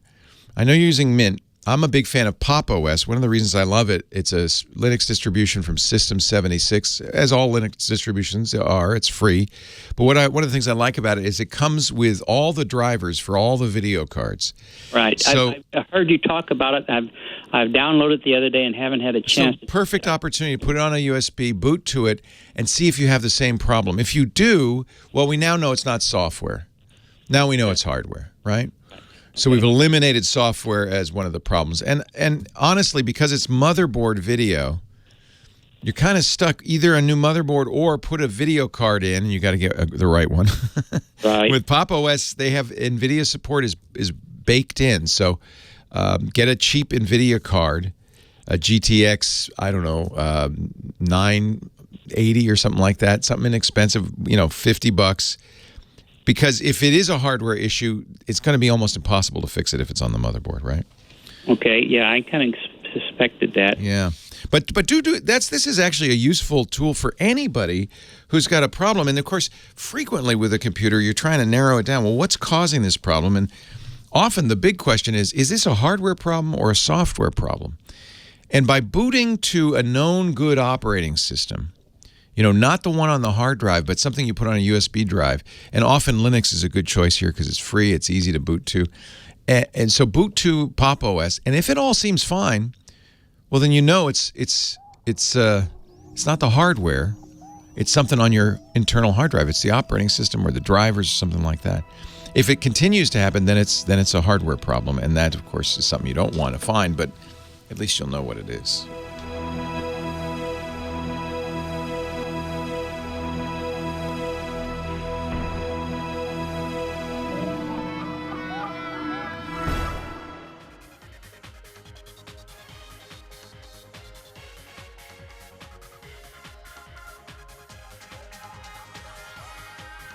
Well, hey, how are you today? Leo Laporte here, the tech guy. Time to talk about computers, the internet, home theater, digital photography, smartphones, smart watches, augmented reality, virtual reality. Actually, kind of a hit for VR this week. Google announced it was going to stop making its Daydream. That was the virtual reality headset that worked with its Google phones. Apparently, I didn't even notice, but Samsung stopped making Gear VR, which was their VR headset that worked with Samsung phones some time ago. So now, if you want VR, virtual reality, you need to get a dedicated virtual reality headset at somewhat great expense. The nice thing about the phone visor things is the phone was the expense. You already paid for that. So the VR visors, you stuck your phone in. They were about $100. It was a low-cost way to get into virtual reality. I honestly think virtual reality may have been a flash in the pan. I don't know. I watch, we have a 16-year-old. His friends come over. First thing they do, in fact, they were a little upset last night. Michael said, "Hey, you, guy who walks around the house, the Oculus Quest isn't working." I said, "Well, I don't know. Fix it." He said, yeah. So I went over and we figured it out. We had to repair the controllers. It was just a little thing. But they spend most of the evening on Friday evenings. He has actually three VR sets. He's got the HTC Vive, which is my favorite, the relatively inexpensive standalone Oculus Quest. And then I have the old Oculus Rift from way back when it first came out. And his 3 or 4 buddies will come over and they'll play all the VR games. Beat Saber, they're dancing around. It's kind of silly. They don't laugh at each other, though. I guess they're used to it. Me, on the other hand, I don't know. I'm wondering, was this a flash in the pan? Is this like 3D movies, 3D TVs? Is this just going to go by the wayside? I don't know. What do you think? 8888 Ask Leo. 888-827-5536. Yeah, you can't get the Samsung Gear VR anymore or Google's Daydream. So the least expensive way to try virtual reality is this Oculus Quest. But it's still, I think, what is it, $400, $300? Still some bucks. You'd have to kind of be all in on it to do it. Glenda, Costa Mesa, California is next. Hello, Glenda. Leo Laporte, the tech guy. Hi, Leo. Hi, Glenda. Hi. I have I think it's a fairly simple question. I hope so. I need to buy I'm exhausted after after those those questions. color printer for home business, and I really don't want to spend more than like $250 to $300, but I want it to be wireless. It seems like everything is wireless now, but two-sided would be great. I have a black and white printer that scans. I think it even scans color, but it scans and does all that. So I don't need it to be fancy, but I would like it to be quick. And so one thing about color that I will note is, so there's really 2 kinds of printers. There's inkjet and there's laser. Right. At the office, you'll see the laser printer commonly because the cost per page is fairly low, and they tend to be very, heavy duty for big duty cycles. At home, you almost always see inkjet because, well, kids like color. People want color. They want to be able to print photos and stuff. And even though you can get color laser, it's what we call business color. Fine for a pie chart, not so great for a student's report or a photo printer. So I would say you probably want an inkjet printer. Yes. And there are a lot of companies that make these. HP's famous for theirs. So is Brother. Our sponsor, Epson, in my opinion, makes the best inkjet printers. And reason is they're not cartridges. It's an inkjet, but it has tanks of ink. And the advantage of that is you fill it, and then it goes thousands of pages before you have to buy more ink, which saves you a ton of money. So I was looking at the Epson Eco Tank. That's our sponsor. ET 2720. Yeah, very nice choice. It's wireless. It does copy and scan. I know you don't really care about that, but that's kind of, if you want two-sided printing, automatic two-sided printing, you're going to need the kind of mechanism that takes the page, flips it over, and prints on the other side. And as long as they're putting that in, they're going to put. Okay, so which one does that? Do you know? They all do that. They do two-sided? They will all do two-sided. In fact, I set my Epson for two-sided by accident, and I was wondering for a while all my printouts were half the. And then I realized, oh, that's good. That's saving paper. That's good. Yeah, they're fantastic. Some say two-sided, but this one didn't say two-sided. Oh, well, I don't have the 2720, so I don't know. Yeah, I have I think the old 4750, which is, I believe, been replaced by the 4760 now. So I don't know. I know mine does two-sided. Oh, yeah, I see. Auto two-sided. Yeah, the less expensive ones, I guess they don't put that flipper mechanism in there. So you're right. It probably costs $10. Well, so that's the 2720. You go one step up, 2760. You get a bigger tank, and you get two-sided printing. So. Oh boy, okay, and wireless, but that's probably. They're all wireless nowadays, yeah. Because you know why? We all have multiple computers. We don't want to all be attached by a USB cable to our printer, so it's nice. Wireless is great. You put it on the Wi-Fi. Everybody in the house can print to it. Okay. Hey, thank you. My pleasure. I think you'll like it. Yeah. And I should mention, again, it's a sponsor, but I happen to like them a lot. In fact, we kind of choose our sponsors based on what I like. So I have no problem recommending that. In fact, for years I used Epson's for photo printing as well. I thought they just really do the best photo printing. And I think they still do. Jocelyn in Elizabeth, New Jersey. Hello, Jocelyn. Leo Laporte, the tech guy. Hi, Leo. Hey, I hear myself in the background. I hope it's not going to confuse you. No, I just had to turn off. Yeah. You were listening to know when you were on. Yeah, of course. Yes, absolutely. I have a good vacation. Thank you. I'll be here next week. It's 2 weeks from now. Rich DeMuro of KTLA will be filling in for a couple of weekends. Yeah, Rich is nice. He's great.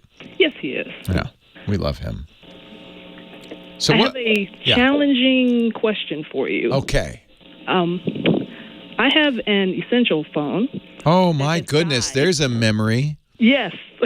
But you know what? That was a great phone. It was, and I loved it until it just died on me. It's not that old. It shouldn't be dying. Yes, you're right. The problem is they don't make it anymore, and I bet you it's tough to get support for it. The company did not go away. Correct. And so because I bought it early, I'm no longer under warranty. Oh, okay. So I am trying to hopefully make this into a learning moment. And I'm wondering if I can treat my mini Essential computer like I would a regular computer. Can I take out the not the hard drive, the SSD drive? Oh, wouldn't that be cool? Put it into something else? No. Access the information. The answer is no. So Android phones, this is an Android phone. Most of them, and I bet you the Essential does, have something called USB to go. Yes. Which lets you connect them up, but the phone has to work. It has to be on. So if you have a non-working phone, you can't take it apart. The memory chip that they use as storage is built into the logic board there. So it can't be really extracted from it. I know. I was willing to cannibalize it. I know. You spent a lot of money on that phone. Yes. And it's a wonderful thing, and the drive is huge because it started out with 128 for me. Nice. But I did get another phone, so I'm happy with my new phone, but I miss that information. Yeah. Well, the good news is you have all your information backed up, right?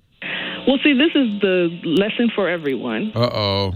All my photos are backed up. Oh, good. But anything that I downloaded, like a recipe or any audio that I recorded or whatever. Yeah.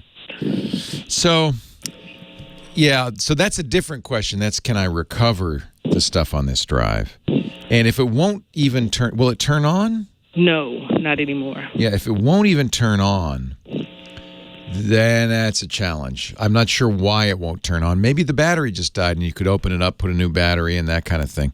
It would really help to have Essentials cooperation. Here's the real problem. You could buy a 128 gig USB flash drive. You ready for this? Mm-hmm. $18. Yes. So I think that would be a lot easier than just turning this phone into an $18 flash drive. It'd probably be a lot faster. It's certainly more convenient. I'm sorry. Yeah. I mean, I would call Essential. They still sell this phone. I'd call them and see. Maybe they can fix it. Oh, well, they wrote me off. They did? Well, we had conversation. They said I bought it. Well, my phone was no longer in warranty, which it wasn't, and I admit that. They're a struggling company. They have a new phone they're going to be selling sometime soon, but this phone, they didn't sell very many of them. I was, like you, I bought it when it first came out. I thought, this is great. Yes, and it was. And it was for a little while. They had that camera was always problematic. Eventually, they fixed that. Did you ever get the Snap-on accessories? I started to do so later, but by the time I decided to, they were no longer available. Yeah. This is the company started by Andy Rubin, who was the founder of Android. He was at Google, got fired for sexual harassment.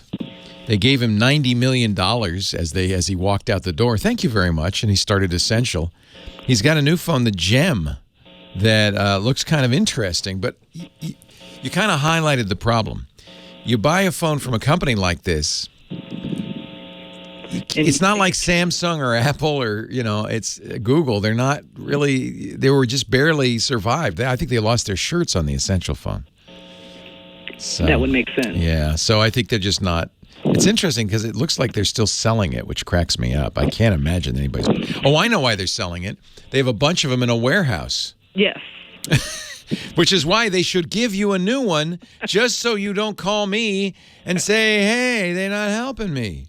Well, and I have to admit, the biggest issue was, oh, wow, I wonder which recipes I did save there. Oh, man. That kind of thing. So I'm going to give you a tip. I use a recipe book on my phones, iOS and Android, that syncs to the cloud. It's called Paprika. Love it. It's highly recommended. And that way, even if you lose the phone, you'll never lose your recipes.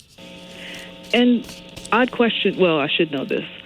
To back up my data that I put on my phone. From now on? Yeah, from now on, moving forward. Should I just get a Drive account, and would that automatically sync it, or do I have to manually? Well, you probably have enough storage on your Google Drive anyway. But, yeah, Google will back it up. In fact, if you look in the settings, there's a backup command. Oh, okay. And it'll do it automatically. If you get one from Samsung, they have their own backup. Verizon has their own backup. Everybody wants to get in the backup business, so you have many choices. But all Android phones, that's the default, is backup to Google. Okay. Next time.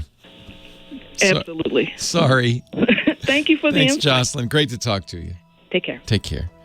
Leo Laporte, the tech guy. More calls. And the GizWiz coming up.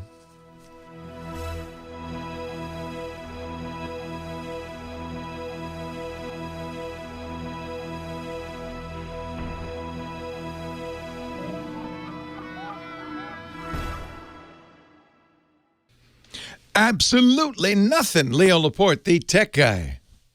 88. Ask Leo. Thank you, Lady Laura, our musical director. She's spinning those discs. Stick beat DeBartolo, our GizWiz, coming up in about 15 minutes with a crazy gadget.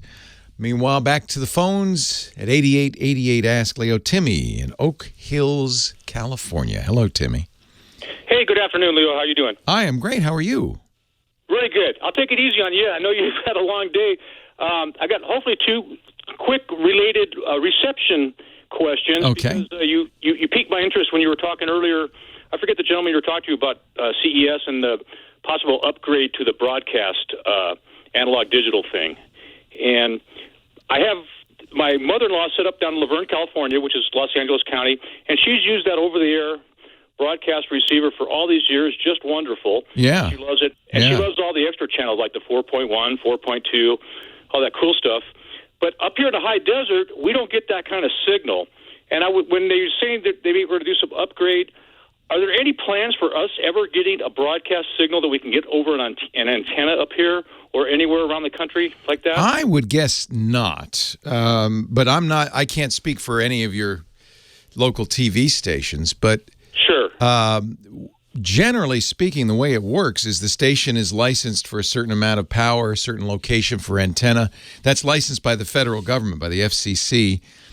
I don't know of any station that would build a smaller antenna or use less power than the absolute maximum they're entitled to because they want the largest possible audience, the largest possible reach.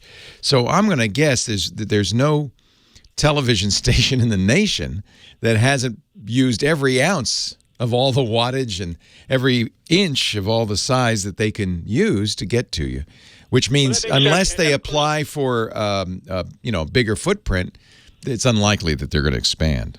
Yeah, it's probably the mountain range that's the big barrier for us. Oh, absolutely, yeah. So the best thing to do, there's two really good sites. See, some of this may just be you need the right antenna. Right? I've gone up like 20, 25 feet with a good old fashioned, wow. All right, but I'm gonna send you a couple of sites that will at least tell you, based on your location, what signals you can see, how strong they are, and if there's an antenna that will pick them up, what that would be. The first one's from the Consumer Electronics Association. Those are the people who make all this stuff, the people who put on CES every year, and that's antennaweb.org. Antennaweb.org. And then there's a kind of a hobbyist site that I really like, TV Fool, and tvfool.com. And that site, actually, Antenna Web is kind of like from the National Association of Broadcasters and the CEA. This is from the actual broadcasters, so that saying, how do you get our stuff? Well, here's how.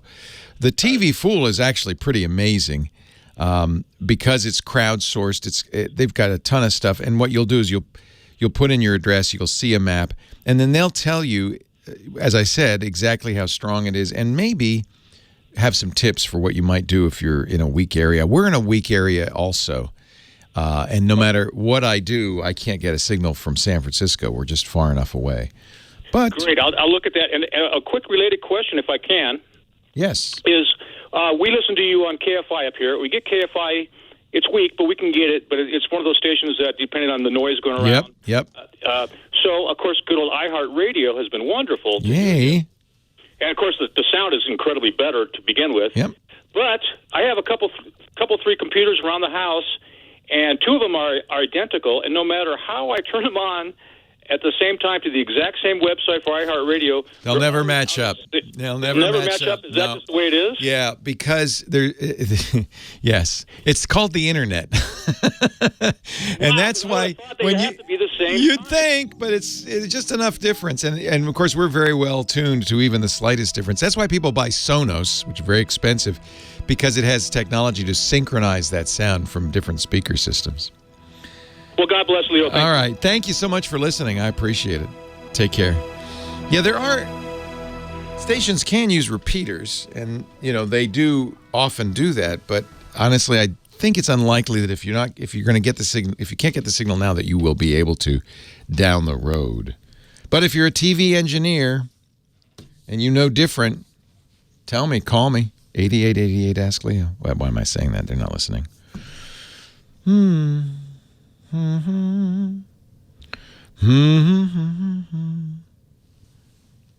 Tech Guy Show.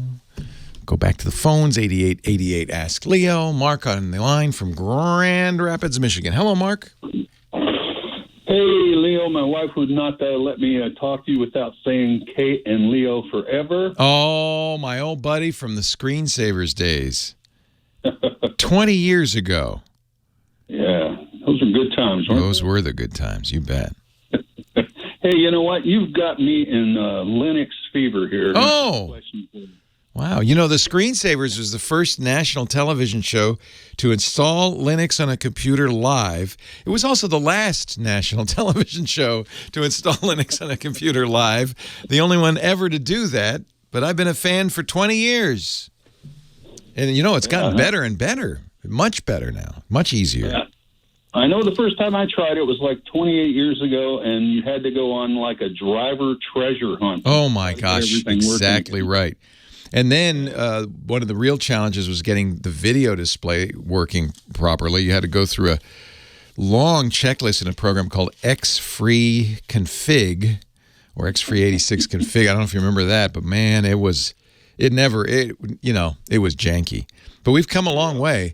And I would say now the installation of most modern Linux distributions is about as easy as Windows, in some cases easier, especially these days since Windows is having a lot of problems. Wouldn't be surprised. Well, here's my situation. I've got a early 2008 20-inch iMac, and it's running 1011, and it runs great. Yep. But you're making me want to try Linux out. So my question is, can I download Pop OS, put it on a USB key that's bootable using the Mac OS, and boot to that and just test Pop OS out? Yeah, in theory you can. My experience is Linux and Macs are not a perfect match made in heaven. Most Linux distributions are designed to run on Windows PCs. The problem here is that Apple is the only company that makes Macintosh computers, and so a lot of the hardware in there is proprietary to Apple, which means there often aren't drivers. So Macs, while I know people put Pop OS and other versions of Linux on their Macs all the time, it's not always the easiest thing in the world. I would strongly suggest you do some research on that particular model and then look and see which version of Linux works best with that. It may not be Pop OS. It may be one that has better drivers. And it may be. The nice thing is this is easy and free to do. You just just download Pop OS, put it on a USB key, and there are definitely ways to do that on a Mac very easily. I do it on the Mac all the time. I use a command line to do it, but there are tools that will let you do that as well. And then once you have on the USB key, you reboot the Mac, hold down the Option key. As it's booting up, it will give you a list of all the drives it can boot to. You boot to that Linux and see what happens. That's the easiest way on any machine to see if Linux will work. If it's got all the drivers and the keyboard works and the mouse works and the monitor works, then and sound works and all that, then you're golden. Yeah, perfect. Well, I'm glad I called you and get that. Yeah. About I tell you, I think the reason is that Mac is based on Unix. It's got a BSD core, and so it has a command line, it has a shell, it has all the things that people often want but don't get on Windows. Really, Windows is the outlier. Every other major operating system, Linux, Mac, BSD, they're all based on this operating system that was invented 50 years ago at Bell Labs called Unix. And it really is the king of operating systems. And it's my opinion that really every computer works better running some flavor of or some derivative of the Unix operating system. But since Mac is a derivative, it's actually you could make a case may even be closer to the original Unix than Linux is, because the kernel's based on a BSD kernel, the Mach kernel. A lot of people just say, well, I got it. I don't need to do it. I've got what I want on a Macintosh. So, but, I think it's worth playing with. It's really a lot of fun. My general, my modus operandi is when I buy a Windows machine, I live with Windows as long as I can stand it. And then when I can't stand it anymore, I put Linux on it. Right. Yeah, I've heard you say that many times. All right, well, I'll give it a try. All right. Have fun. It is a blast. And say hi to your wife. Kate and I stay in touch. She's just fabulous, doing very well. She lives in Michigan now with her husband and does a lot of public radio there in Traverse City. The Kate Botello days. Those were the days. 8888 Ask Leo. Let's see. Line 4, Alice, Vancouver, Washington. Hi, Alice. Hi. Thanks for taking my call. I guess I'm the only one I've talked to that's upset with Apple's upgrade concerning their computer. Yeah. Are you talking about Catalina, the new version of Mac OS? Let's see. Probably 13.1.3 is as far as. Oh, that's okay. So that's not Mac. That's iOS. That's your phone. Oh, I'm sorry. Excuse me. Yeah. No, that's good. I'm glad we get it clarified. Yeah. So I was chasing cats around the house. You're a little out of breath. I find that cats are harder to catch than most other animals. My experience has been.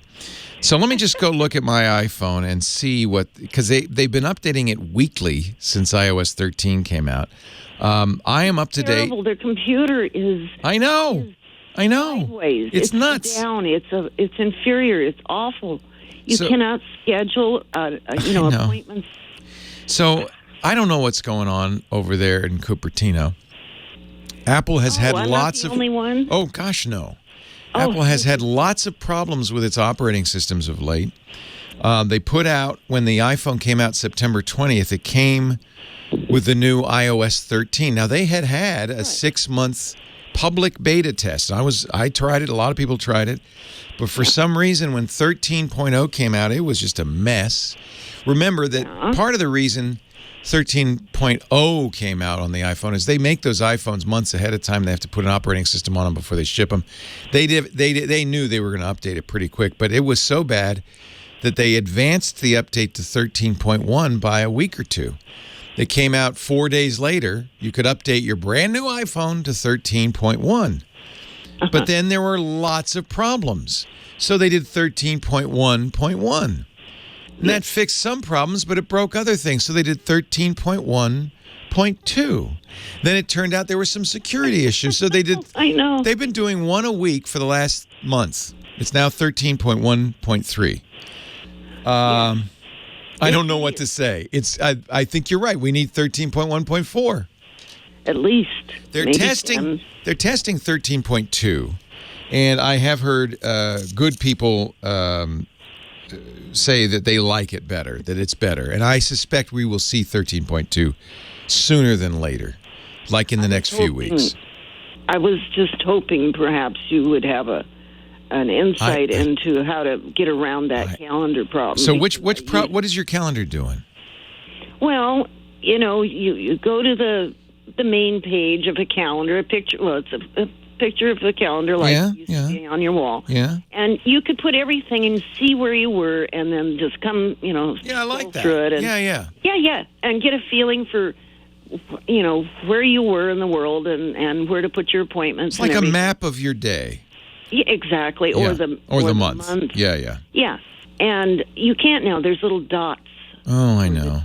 So that there's you're right. something going on, it doesn't but you say can't anything. tell. All right, I'm gonna. You know what? This is one of the reasons. There's many I use. I don't use Apple's calendar app on the iPhone. I use Fantastical. Let me just see if Fantastical, which is available for download, it's not free. When I look at when I look at the month, I get the month, but I also get a list of all the things, and I can click on any day and see. I think it's better. There's not a lot of room on that phone to do a calendar, but I think Fantastical is an improvement. There's also BusyCal, which I used for a long time. I think the third-party calendar apps are actually better. So now it's not free, but it's only a few bucks, and I think it's worth taking a look at. Let me just see. So, the way Fantastical does it may not be what you want either, because what it shows me by default, let me see if I expand the, so you can swipe and make it bigger, but I guess I can't do. So what it shows me is the month calendar. It never does that thing where it shows the actual text in the boxes. That's the old way of doing it. It does show, though, a list underneath the month of all the events. So it's a little easier to read. I think part of that's just the size of the screen makes it hard. Let me see if I turn it sideways. iPads are perfect for it. Yeah, iPad does it beautifully because the iPad has plenty of screen space. But and I use them a lot. Yeah, I think that may be just the fact that the monthly calendar is just not going to doesn't have enough room to spread out there. Take a look at Fantastical or BusyCal. I think both of them do a much better job than the Apple calendar. Well, thanks. I was losing my sanity over here. Okay. Yeah, and I don't know if that's one they'll fix. I think that's just a new user interface that they're just going to stick with. Ew. That's why I use the iPad, because, then you can see the month. It's just like the calendar on the wall. You can see all your appointments in there. Used to, yeah. Used to. Yeah, not now. The iPad doesn't do it either now? No, that's what I... Oh, try Fantastical. It will do that on the iPad for sure. Wonderful. Thank you very much. You're very welcome. Have a great day. Take care. Nice to talk to you, Alice. Yeah, it's sometimes those third-party apps are actually better. The iPad show. Yeah, okay. If she's on the iPad, there's enough room to show you the calendar. Little BG action. That's how we dance in the show with Dick DeBartolo, Mad's Maddest Writer, and our Giz Wiz. Happy birthday, Dickie D. Thank you, sir. They turned out all the lights in Disneyland so that they could surprise you with a cake. Yeah. It's so funny. My camera's lit up and I have I don't need to see you. It's the radio. Okay. It's the radio. It's radio. Dick DeBartolo has been for more than 50 years Mad Magazine's maddest writer. You posted on your Twitter the Psychedelic Diary. When did that come out? Boy, that came back out probably in the 70s, and it was, the object was what would happen if you took LSD, and we asked a writer to do it, and I pretend that I'm writing and that nothing's happening, and then it goes from 10 in the morning to 1492. And it's kind of crazy. It's kind of crazy. I love it, and what I love is the tweet. Somebody tweeted this, Doug Guilford at Mad Cover site, where you can find every Mad cover.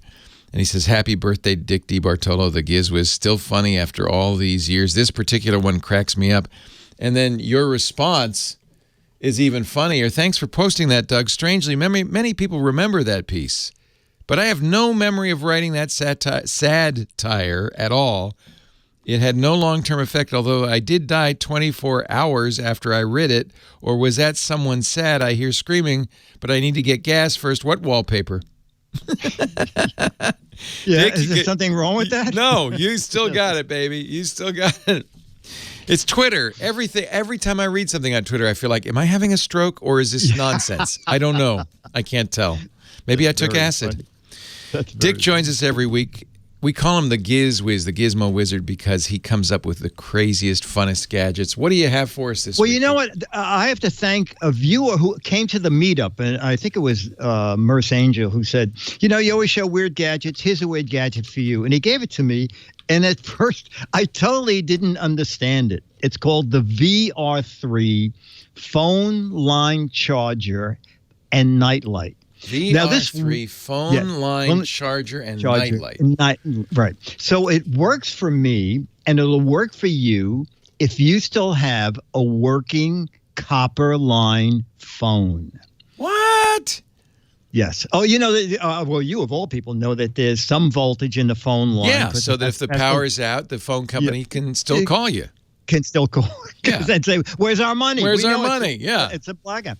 All right, so this little guy plugs into the phone jack. There's enough juice coming out of that thing to charge a phone? Well, you know what, Leo? You have to leave it plugged in all the time. It took about 8 to 10 hours before I got it's got a battery in it.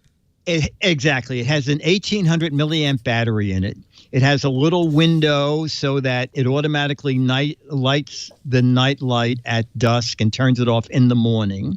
But it has a USB out in the front, so that in case there is a blackout, you can charge your phone partially, okay? What I did is I took a Galaxy that was dead and plugged it in, and with an 1800 milliamp battery, I think I charged an older Galaxy up to about 48%. But if you had no power and you had no external battery charger handy, this is a way, and actually you can then take this out of the wall and walk around and use it as a mini flashlight. It's cheap. On Amazon, didn't get great reviews on Amazon. It got 2.9 out of 5 stars, but it's under $7. Oh, who cares then, right? Yeah, okay. And over at Walmart, it says not available online, but being closed out at the stores for $4.44. Now, it is a limited market because a lot of people no longer have phone lines. Absolutely. Yeah. Absolutely. Yeah. I am one of them because I have copper on 2 of my lines because we were not getting they're not putting Fios in the little buildings. Not enough money. And of course, the big building. For a long time, there were rules against them cutting the copper. Even if they put Fios in, or you got cable phone lines, they weren't supposed to cut the copper. And I've been telling people, I told my mom this. The best emergency solution is to have a regular old-fashioned phone line like you used to get from Ma Bell and an old-fashioned phone attached to it. Not one that plugs into the power outlet, but just plugs into the wall. That's it. Because that will not go out in case of emergency. And that's, from years of making the phone system safe and reliable in this country. Unfortunately, with deregulation, phone companies have started cutting that copper. They don't want to maintain it. They don't want people to buy it.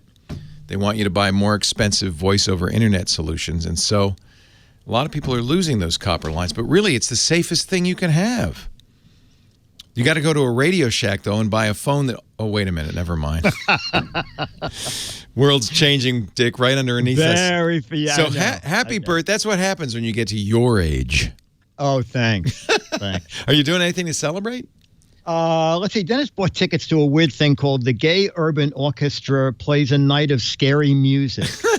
So I'm not sure if it's that the orchestra is scary, but I think it's a night of Halloween music. Scary Halloween music. I think it sounds fun. Is that tonight? Yeah.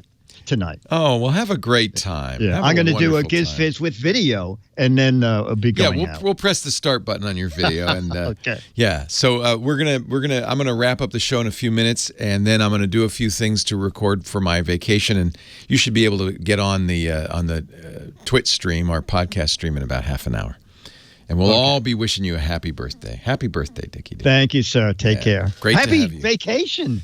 Yeah, well, I'll be here next week. We recorded ahead, that's right. And you and I did a segment, but then Rich DeMuro will be here, and I know you hate his guts, but please. Oh my God, he's terrible. He's terrible. No, we're being silly. No, Jamapy said, "Say that, or you're out of here." So Rich will be taking over, not next weekend, but 2 weekends after next weekend. And he's going to be, of course, from KTLA. He's always wonderful. We love it that we have somebody. Makes me feel better about taking vacation that they can fill in and do such a great job. So thank you, Dickie D. Okay, buddy. Take care. And I'll see you in a little bit. And that does it for me. I want to thank the wonderful Lady Laura, our musical director. We've had some fun today. Thank you, Laura, for some great music. Thanks, of course, to Kim Schaffer, our phone angel, the unbreakable Kimmy Schaffer. She does such a good job answering the phones. Thanks to you for joining me. I'm going to go on vacation. We recorded a show ahead for next week, so it's an all brand new show. Don't worry. Lots of great calls, all your favorite guests. It's just a great show. And then Rich DeMuro filling in for me the weekend after that. I'll be back in November. I think I come back November 16th. So it's going to be a nice long vacation. I'll tweet probably at Leo Laporte. I also have a blog, leolaporte.com. I'll put pictures up there if you want to stay in touch. Otherwise, I'll see you next time. Leo Laporte, the tech guy. You know what I always say? Go to the website, techguylabs.com. That's where all the show notes are. And have a great Geek Week. Take care. Well, that's it for the Tech Guy Show for today. Thank you so much for being here. And don't forget, TWIT, T-W-I-T. It stands for This Week in Tech, and you'll find it at twit.tv, including the podcasts for this show. We talk about Windows on Windows Weekly, Macintosh on Mac Break Weekly, iPads, iPhones, Apple Watches on iOS Today, security on Security Now. I mean, I can go on and on and on. And, of course, the big show every Sunday afternoon, This Week in Tech. You'll find it all at twit.tv. And I'll be back next week with another great Tech Guys show. Thanks for joining me. We'll see you next time.